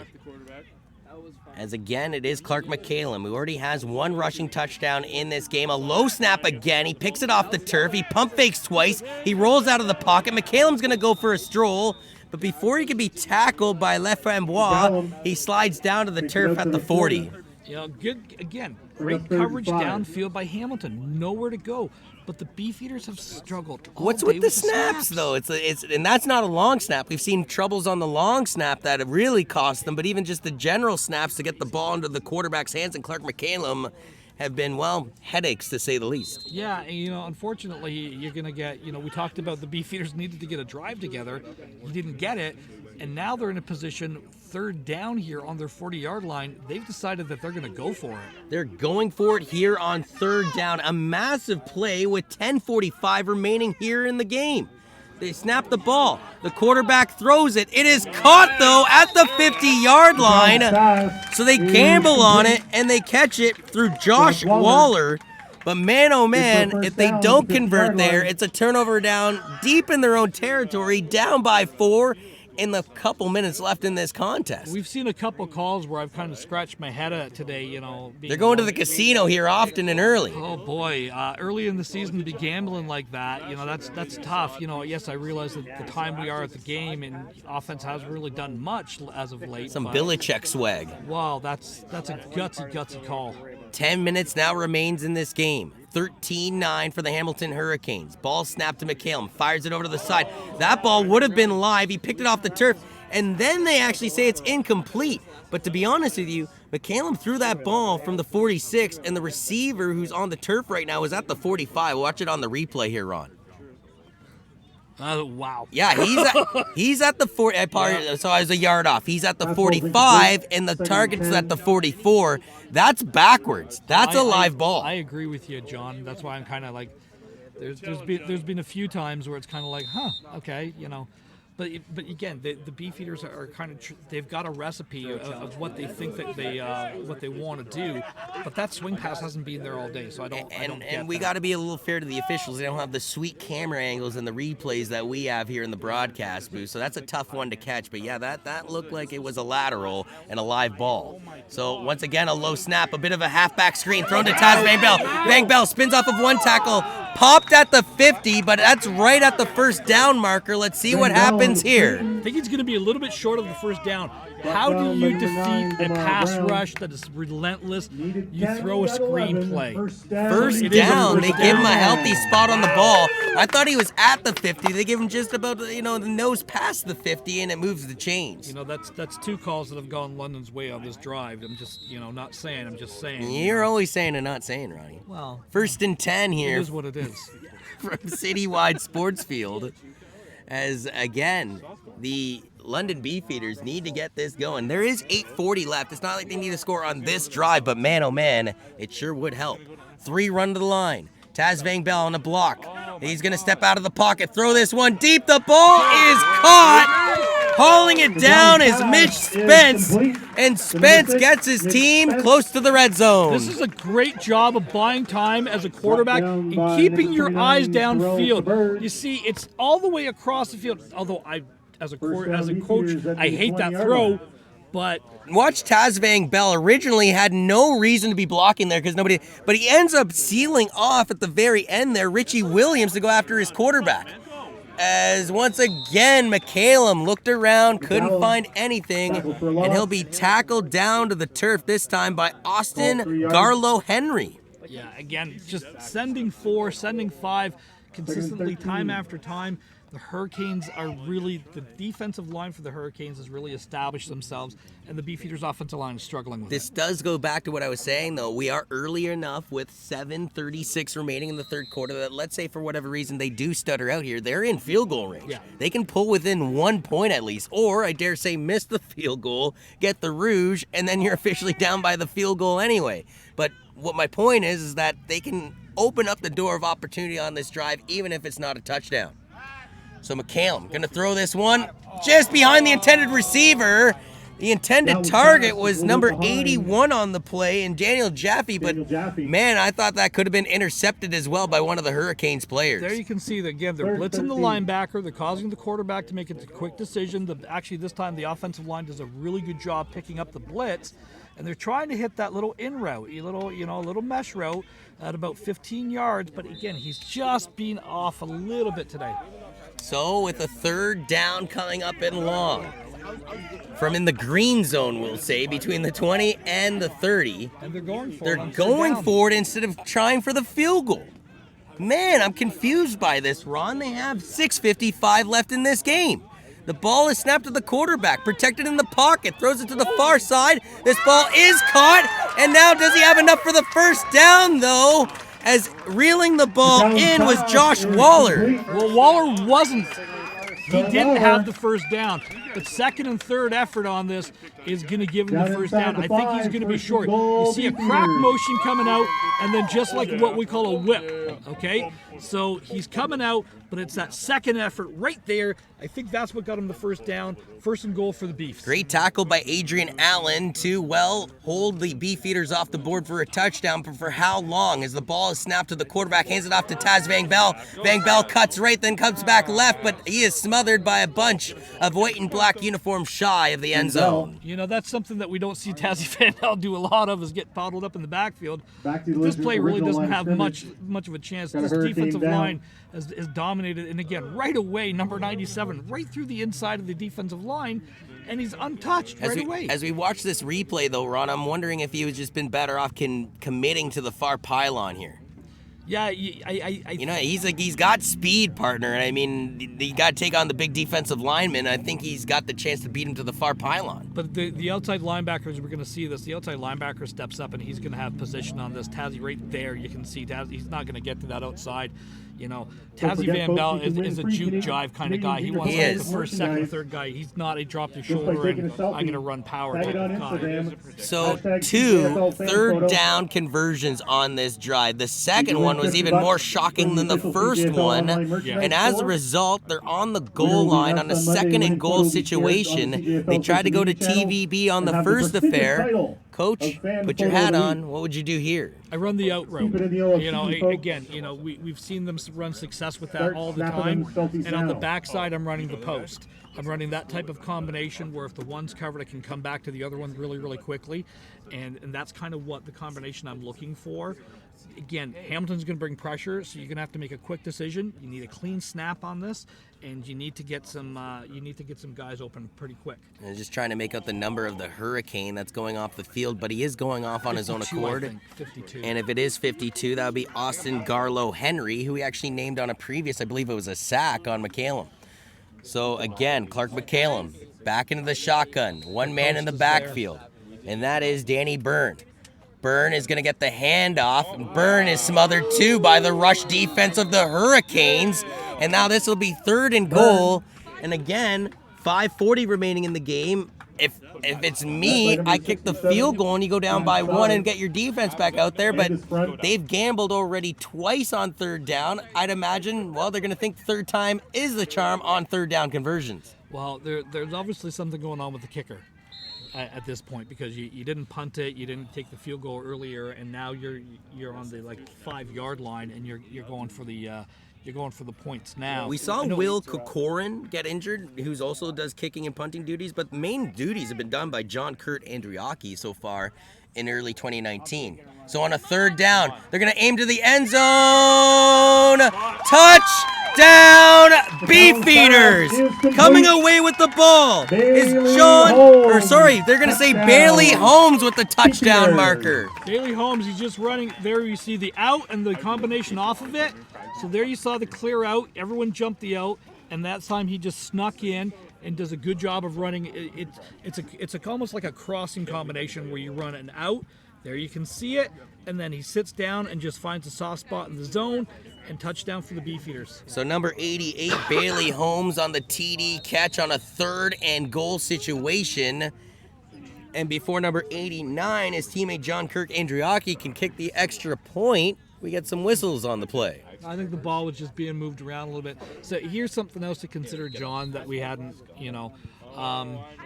we've seen the long snap struggle a little bit. You obviously don't have confidence in your long snapper to line up and punt the ball or kick a field goal at this point. An important PAT. This one is a line drive, but it does split the uprights. And JKA, John Kurt Andriaki's line drive kick increases the lead now to a 16-9 game. No. Or sorry, I apologize, a 16-13 game. Look at the vertical the safety gets here. So if we take a look on the replay here, is coming in on Holy that. cow. And that was number 9 on the jump at Tamar Brown. As they mark down the Bailey Holmes touchdown, and the extra point from John Kurt Andriaki's good. He almost got that too. Yeah, he did. But still, for the Beefeaters, they had 9 points, and after the extra point, now they have 16 in a 16-13 game here with 5:02 remaining. 0-0 after the first quarter.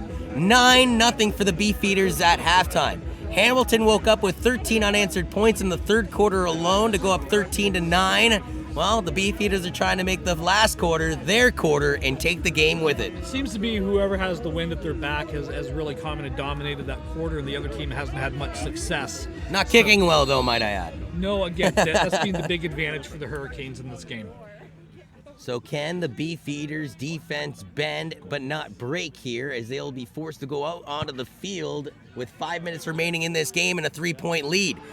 The kick returner fumbled it a little bit, eventually recovers it up. Now he's got real estate to go back up the field, past midfield, cuts on the near side, past the 50, past the other 50, one man to beat, past the 30, cuts back in, tackled out of bounds, and then thrown fiercely. A stupid penalty to take by Jordan Travis as he was hunting down the kick returner. An unbelievable kick return to put the shoe back on the other foot. Well, how do you answer scores with a big play? This time, again, we talked about the Beefeaters special teams kind of being their Achilles heel today. And it's the no-frills product yet again. Of course it would be. Number 83 on the massive kick return, which started off right here with little butterfingers. Then all of a sudden he went, wait a minute, I'll just turn on the Jets with those butterfingers. Again, Beefeaters don't have good lane integrity Parallax there. is There's just the bad guy from a horrible Green Lantern movie. I think they're at the floor. So it's tough. You know, that's kind of a tough thing to do. So after that late hit, and I don't know why Jordan Travis, other than being frustrated, would do that, as he was well out of bounds when he chucked him down to the turf. It puts the ball at the 5-yard line, 1st and goal for the Hurricanes. So just after a massive touchdown for the Beefeaters, coming right back are the Hurricanes. This is a handoff to Stanley. Stanley, though, is tackled. In on the action also was number 32, Eric Bassler. Yeah, you know, again, the Beefeaters have been flowing really, really hard. But if I'm that quarterback and if I'm the coaching staff, do I have something where I run that similar type of play and boot the quarterback? Because there was nobody on the front side of that play having contained. That Hamilton team right now is playing with house money, you have to think, after that massive kick return by number 83.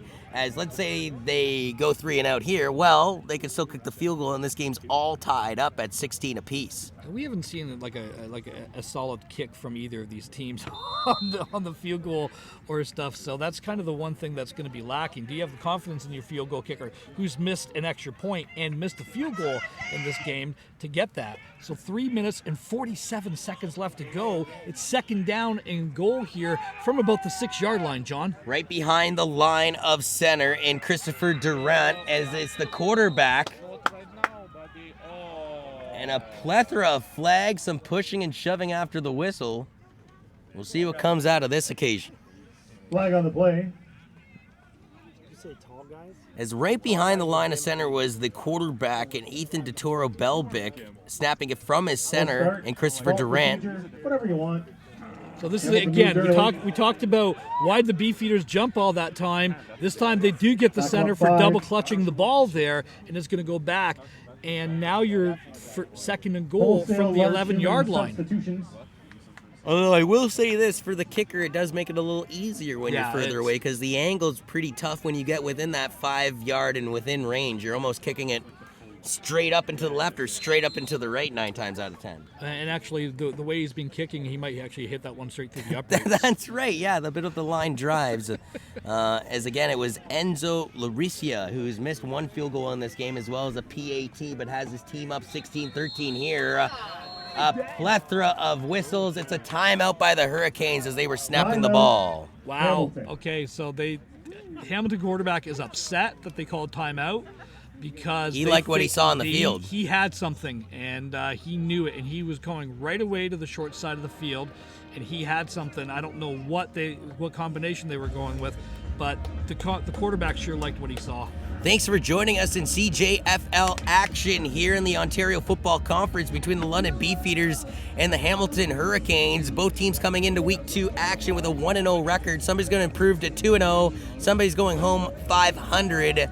And we're 3:22 remaining in this game. Although, Ron, something about calling games with you in the 2019 summers is just overtimes have just been so consistent. And I mean, let's face it, the Hurricanes can't convert on this next play. I would at least settle for the field goal, and that would tie it up at 16-all with about 3 minutes left in this contest.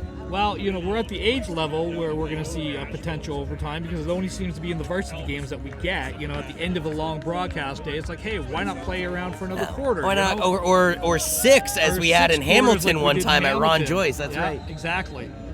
So, again, Hamilton is an empty set. They got 3 receivers to each side of the field. Watch out for a quarterback draw here of some action, too. 4 run to the line. Ethan Belbic's got to get rid of it in a hurry. He has a man open, and he missed him. Keyshawn Jordan, who already has a touchdown in this game, was wide open. Keep attention to number 2, swagging to the line. Completely undetected, right in the middle of your end zone. All Ethan DeToro Belbic had to do was lay it in there, although the quarterback was pressured as he threw that ball in the blitz. This was an all-out blitz. They sent 2 linebackers coming across there, and he had if he had a split second more to set up his feet, this was 6 points, and this was going to be a Hamilton lead. Instead, the adventures of the kicking games continue. Let's see if we can actually see one of these today. Ice water in the veins right now for Enzo Laricia. So can Laricia make this field goal from roughly 18 yards out? The snap and the hold is good. This one is up and right through the uprights perfectly. No flags on the field. And with 3:10 remaining in this game, we're all tied up at 16 apiece. Okay, well, again, now the Beefeaters need to answer. They went down. They had a great drive, a lot of success, moved the ball, checked it down. They had a lot of success with that drive. They got the touchdown. 2 or 3 converted third down conversions on that drive. Hamilton, with the big play, answers it right away. Let's see what the Beefeaters are made out of, as they're deciding they're not going to have a kickoff. They're taking the ball on the 35-yard line. Although Hamilton took the kickoff, and they got it all the way into the red zone. Yeah, but they had to on the touchdown. You have to kick it. With a field goal, you have the option. That's right. Yeah, you have the option. No, that's of right. taking it in the 35. I know you're saying, especially in the Canadian brand, that is so difficult, but I mean, you still have that opportunity, though, at the end of the day. And by taking the ball at the 35, you don't allow your kick returners a chance to exceed the 35. Yes, statistically, they could get stuff, at the 25. Well, realistically, the Beefeaters haven't had, the 35-yard line is great starting field position for them today, because very true. Very good point. They've been pinned all day. Yeah, no, very good point. 2:50 remains in this tied game, 16-all. As going deep into one-on-one coverage. Incomplete pass and no flag on the play, as it was Damari Brown in on the coverage, and the intended target on the play was Spencer Foster. Brown got beat earlier in that game, and it got the pass interference. What's the difference? His head's around on that time. He's got inside position. He doesn't arm bar him. That's just great coverage by the defensive back. That is big man playing DB. So 16-16 is the score here from Citywide Sports Field between the Beefeaters and the Hurricanes here in Week 2 of the Ontario Football Conference's action here in the CJFL. You're watching some of the best teams that the age group of 17 and 22 have to offer in this country, and we thank you for joining us all around the world on YouTube. And what a game to be broadcasting, the first Beefeaters game for London Junior Mustangs TV at Eric Ajax Productions. As McCallum looks to go to the near side, it's overthrown the intended target that time, and Daniel Jeffe had to be even more careful, as thirsty for a potential interception on the play was Prosper Mabai. Okay, after going for it on third down twice last drive, yes, I know it's a tie game. Why do you roll your punt? Well, yeah, I mean, it is a 3rd and 10. The first time that they went for it, I think it was a 3rd and 4 or 3rd and 6, which was a little weird. But then when they went for it on 3rd and 12 deep in Hurricanes territory, that was even more confusing to me because, again, a field goal would have brought them to within 1. But I was the foolish one, because they ended up getting a touchdown. We have sure been put into a doozy here. As a handful of flags, the Hurricanes are pointing at the Beefs are pointing at the Hurricanes. I think this is going to be against Hamilton. It's going to go up 5 yards. No, it's going back against the Beefeaters 5 yards. So that doesn't help out their cause with 2:32 remaining in this game and a 16-all ball game. No, but again, what you're trying to do is well, they jumped, but they're saying that they were induced. Talk about kickers being people, too. Look at the Hamilton bench, and there's one gentleman just sort of sitting on his keister by the 15-yard line. I believe that is Enzo Lauricia, the kicker that just tied this game up 16-all. As this one is blocked, it's straight up in the air, and it's grabbed by the Hamilton Hurricanes, Joseph Kraus. And Kraus, well, he's brought his team close to the house. They're already in the red zone. Well, again, we talked about it a couple times, and I hate to beat a dead horse, but the deciding advantage in this game today has been the He hit his own player. He hit his player's helmet. I think it went off. Oh, my word. It's It's been a rough day at the office for Jean-Kirk Andriaki, but that one is the exclamation point on what's been a great day. Yeah, again, it's like for me, the one clear, the offensively and defensively, both these teams are very, very evenly matched. They both had it, but the one clear advantage for me, Hamilton's special teams in the kicking game has been far superior. 0-0 after the first quarter play, 9-0 for the London Beefeaters at halftime. Then all of a sudden, Hamilton woke up in the third quarter, 13 unanswered points. Now we're in a 16-all ball game. They go to the run. This is Jaden Highland. Highland trying to get into the end zone. And he's just shy of doing so here with 2:16 remaining in the game. It'll be good enough for a first down. It's a 1st and goal coming up. And to make matters worse for London, they have a player injured. Beefeater down on the play. Yeah, unfortunately, I think this is going to be a leg cramp or something like that, the way he kind of went down, or an ankle. But again, we talked about both teams kind of abandoning the run. This is where you can never really abandon the run. This is just a straight outside zone play or a Zorro. This is just, it gets to the outside edge, press the edge, make the first man miss, get to the outside space, and get upfield. Good run. Really solid run. Next home game is Saturday, September 7th. Saturday, September 7th is the next home game for the London Beefeaters. Against the AKO Fratmen, who lost actually in 2016 to the Hamilton Hurricanes in the final for the championship dance. As the Beefeater is being attended to at midfield. I don't know if our camera crew can get a shot of it, but man, those shirts that the coaching staff have for the London Beefeaters, I don't know what they are, and I want to know what they are, and I want one. I don't. A quick survey. Who likes the red? How do you not want one of those? You are a man of many shirts and many styles, Ronnie. You don't like that one? Well, as long as it's black, I'll like wear those just best. about anything, No, really, it's a really good look. I love the fun kind of atmosphere to it. It really is, but a red Hawaiian shirt, I think people would be asking me to jump out of a wall going, oh yeah. Yeah, well, we got the Kool-Aid production crew in the house too, so that would make sense. Yeah, I was trying to tie it all together there, and seeing if Jay, who's sitting behind us, actually heard it or not. But And we hope that the Beefeater is okay, but you're right. This appears to be like more of a cramp within his right leg, it appears. But what's really devastating for the London fans in attendance is your team had the 9-0 lead at halftime. Yeah, they had a struggling third quarter, but then they responded and they went up 16-13. Hamilton responded with a field goal to tie it all up. Well then, not a blocked punt, because the punt was essentially blocked by their own teammate's helmet. And as a result, a massive special teams play by Joseph Kraus. What I loved about Kraus, too, is like a center fielder parked right underneath the ball and just waited for it to come. And he's in that pressure cooker. He's got Beefeaters all around him. Everybody wants that ball, but he hung in tight, waited for the ball to come down, corralled it like a center fielder, and gave his team amazing positioning on the field. And then a run to Jayden Highland. You mentioned Hamilton getting away from the run game. Then they go to Jayden Highland, and now it's a first and goal play coming up here with 2:16 remaining in the game. Eric Baszler, the banged-up Beefeater. And it was Baszler, by the way, that was the Beefeater. Eric Baszler, number 32. So the quarterback snaps the ball. Looks like a handoff. They're going back to Highland, but a big defensive stop by Tanner Gaskill Brought Cadwalder. down from behind by Tanner Gaskill Cadwalader. I think there might be Say a that flag 10 down, times though. fast. And there That's is the a play in the flag backfield. Lost right a at the couple. 5-yard line. Flag on the play. This is a great job. Right off the edge, right away. He has one job, and that is to catch the running back from behind, and he does a fantastic job of tracking that ball. But was he offside? That's the thing, yeah. Now they're having a conversation, I think, exactly about that right now.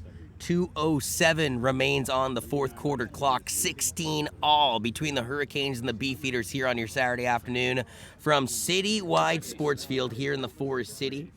We thank you for joining us here on YouTube. False start. And this one's going against the Hurricanes run. So they declined it. It's procedure, or false start. It's declined.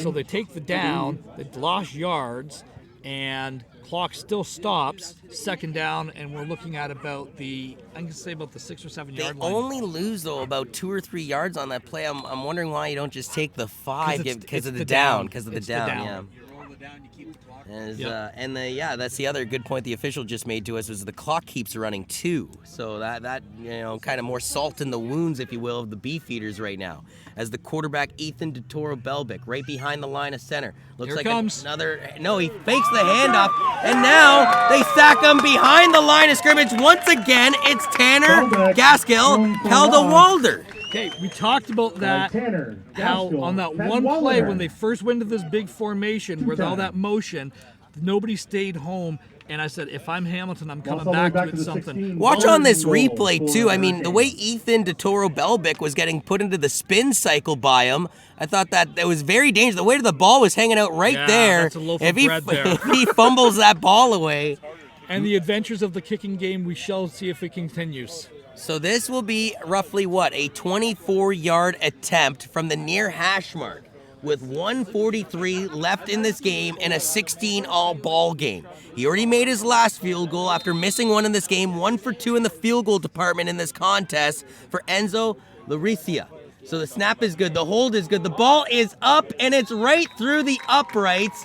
And Enzo Laricia has single-handedly brought his team back on top in this fourth quarter with 2 clutch field goals, and it's a 19-16 game with 93 seconds left in this Saturday afternoon contest. Again, you don't have to get a touchdown if you're the Beefeaters. You've got to get a chance to get a field goal. But again, a touchdown would make it a lot more. But you know what? This is a classic Canadian game. The type of game that it has, because it's the special teams, it's the field position battle, it's the waiting for the other team to make a mistake, then pouncing on the other team for making a mistake, using the wide side of the field. This is really, if you like the Canadian game, and if you like hard-hitting football, you should love this game. This has been a fantastic game to call, and again, just great to be part of this, and thanks to everyone for allowing us to come here today. Yeah, thank you to the London Beefeaters organization for welcoming the London Junior Mustangs TV Brand in here today on your Saturday afternoon. This is the first London Beefeaters broadcast we've called. Now, we hope, we don't want to be bad luck charms, Ronnie. We want them to win at the end of the day. However, like you just alluded to, this has been one heck of an Ontario Football Conference game here in the CJFL between the Hurricanes and the Beefeaters. I'll be honest with you, this is my first Beefeaters broadcast, and there was a lot of hype put on this game from a lot of people. I went, well, I mean, how good can it be? It's been amazing, Ron. Yeah.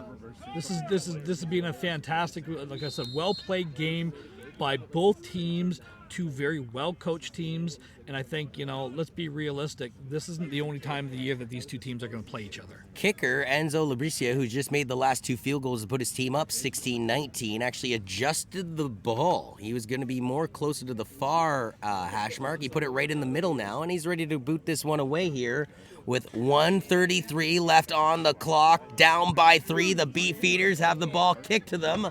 And this one will actually go through the end zone, or no, but the kick returner's back in the end zone. He does get out, trying to tiptoe his way around some damage, and trying to make something out of nothing there was Felix Noel. And now 1:28 remains, 95-plus yards needed, and the Beefeaters, well, they got the mountain in front of them. Can they climb it? Well, again, I keep going over it and over and over it again. The one advantage this game has been Beefeaters take over the their own special yard teams line. for the Hurricanes.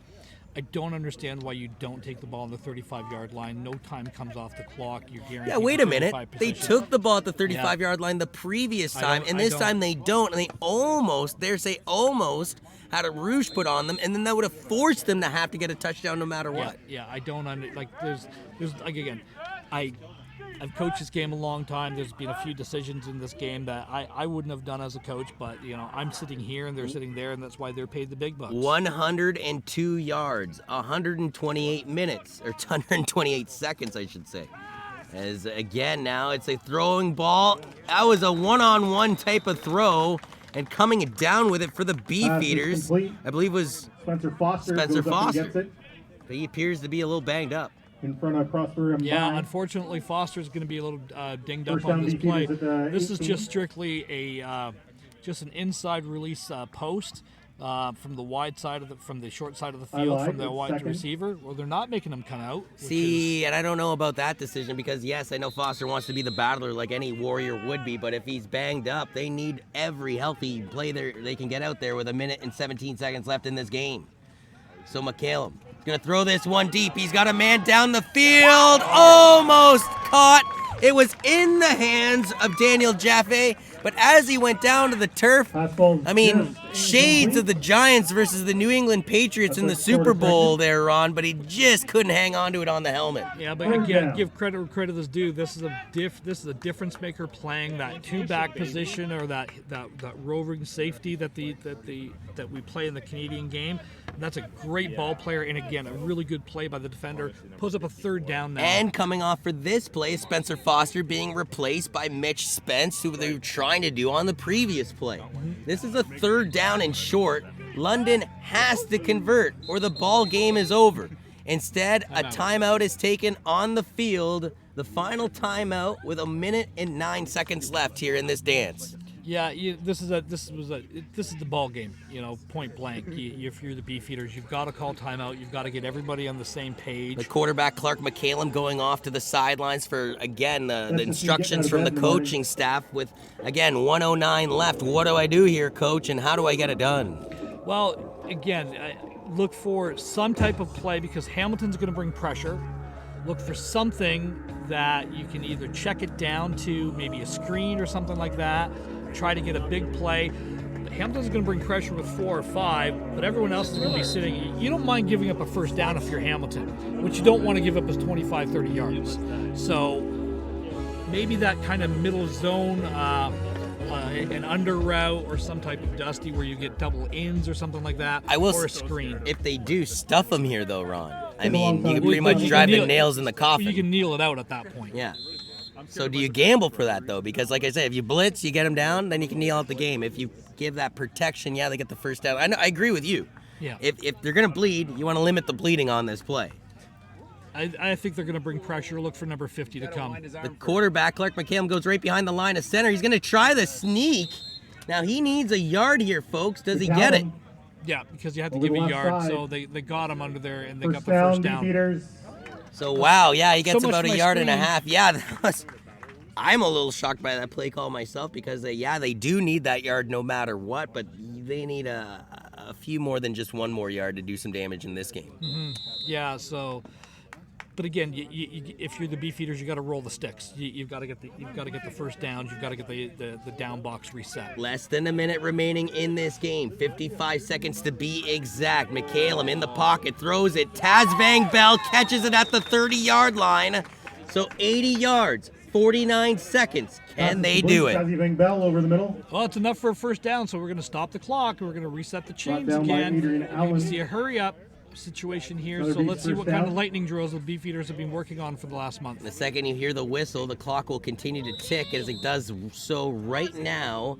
46 seconds now left on the clock. McCallum in the pocket, flushed out, has to get rid of it. Throws it up in the air, incomplete pass.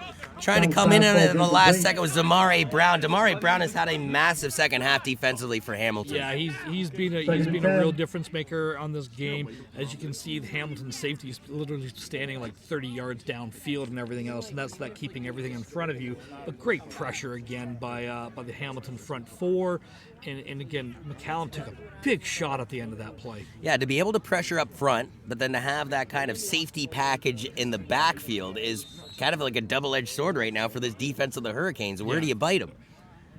41 seconds left now on the clock. Down by 3. The Beefeaters need at least a field goal to force overtime, and a touchdown wins it.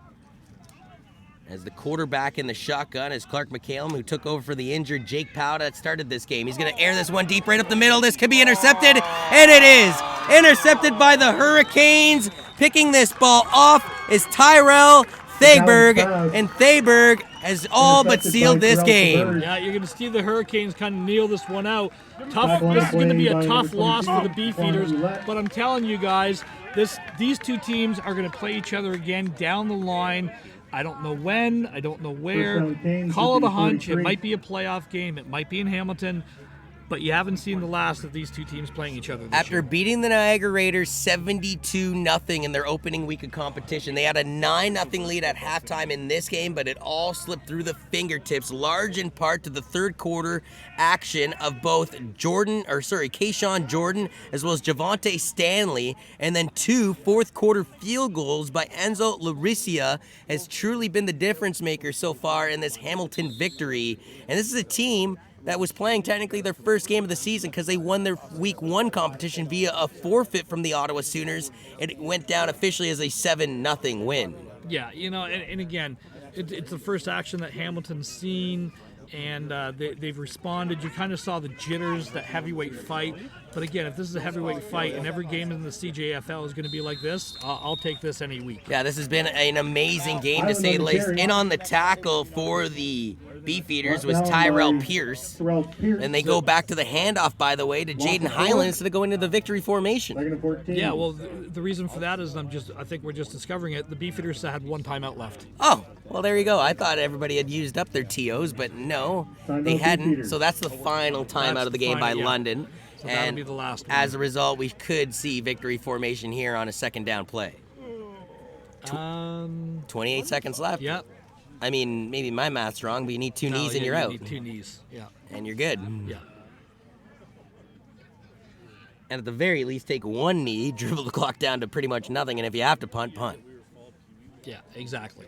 And Although we've seen, that's right. No, you're going to run backwards for 3 seconds and fall And down then on fall your 2 down. yard Yeah, line. yeah. It doesn't matter.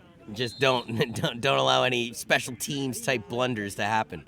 2 run to the line. It's another handoff to Highland, though, as Jaden Highland, the 5'9" running back, doesn't go down. A little pushing and shoving, but cooler heads Can't will kneel it out prevail. now, though. You're at 23 seconds. Make a very good point, though. We're on third down coming up. 23 seconds left on the board. So if you're the Hurricanes, do you let the clock start and then intentionally take a delay of game then? You have to. You have to. Then move it back 5 yards, punt it with 3 seconds left, and hopefully you. Oh man, we could get something exciting though. Instead of just having the casual victory formation knees to round out this final minute of play, One timeout by the Beefeaters sort of threw a monkey wrench in that entire situation, and as a result, we have a third down play. 22 seconds left on the clock. The official blows it in, so now the clock ticks down from 20 seconds, and it appears like Hamilton's in no rush to start a play formation here, so they will take a game clock violation, as we call it in the Great White North.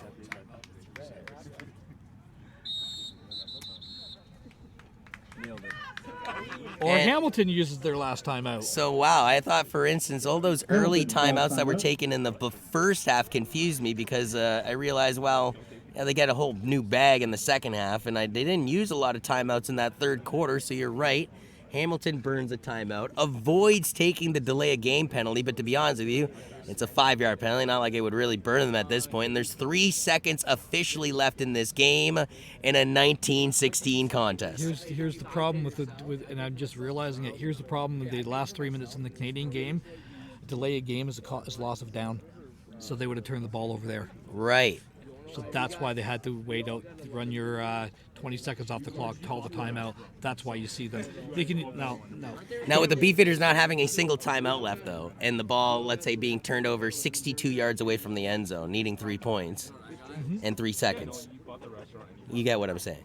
Oh yeah, I know exactly what you're saying here. And if I'm Hamilton, I'm going in the punt formation, and I'm telling my punter to run back and fall down for 3 seconds, and then fall down, and game's over. I'm not kicking it, or are they taking a knee? It's tough to see as we see a couple of people who are wonderful doors and horrible windows. That's right. Not you, Wonderbread. You're a window. DJ Wonderbread's been doing an amazing job on the camera, as in the shotgun is the quarterback and Ethan DeToro Belbic. Belbic takes the snap. Belbic's going to fire this one deep.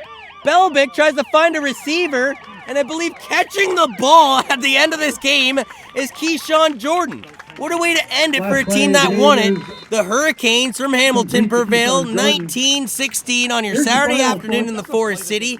After trailing 9-0 at halftime, they beat the London Beefeaters by 3. Yeah, again, fantastic job by both teams. Hamilton really getting their composure, really made some great halftime adjustments and dominated the third quarter. And again, system and schemed them pretty much to the victory. So in 2 weeks' time, taking on the AKO Fratmen from down in the Windsor area will be the Beefeaters back at home. Next week they're in Ottawa, but as we mentioned before, Hamilton actually picked up their first victory of the season, now 2-0 after their victory today in a 19-16 final over Ottawa via a forfeit, though. So a little concerning for London going up to Ottawa. Maybe they pick up a victory via forfeit too. We don't know. Or maybe Ottawa's organized themselves a bit better, for better lack of a word. And then for the Hamilton Hurricanes, 2-0. You got to be feeling pretty good considering your first win came on a 7-0 forfeiture. Your second win came when you were down 9-0 at halftime. Well, here's something else to consider, okay? Yeah, Hamilton got the forfeit win.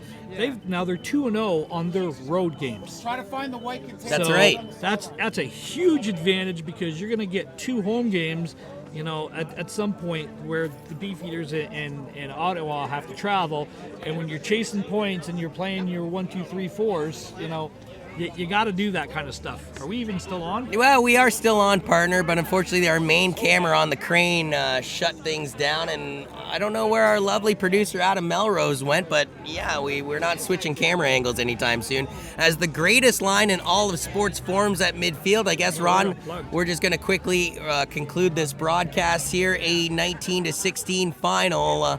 And we'll catch the Beefeaters in 2 weeks' time as they'll be back at TD Stadium to take on the AKO Fratmen. For Ron Ferwerda, I am John Urban. This has been an Air K-Jax production here on your Saturday afternoon. Thank you to the London Beefeaters for welcoming us here to Citywide Sportsfield, and thank you for inviting us into your homes on your Saturday afternoon. I am John Urban. Have a blessed weekend. We'll catch you next time here on London Junior Mustangs TV.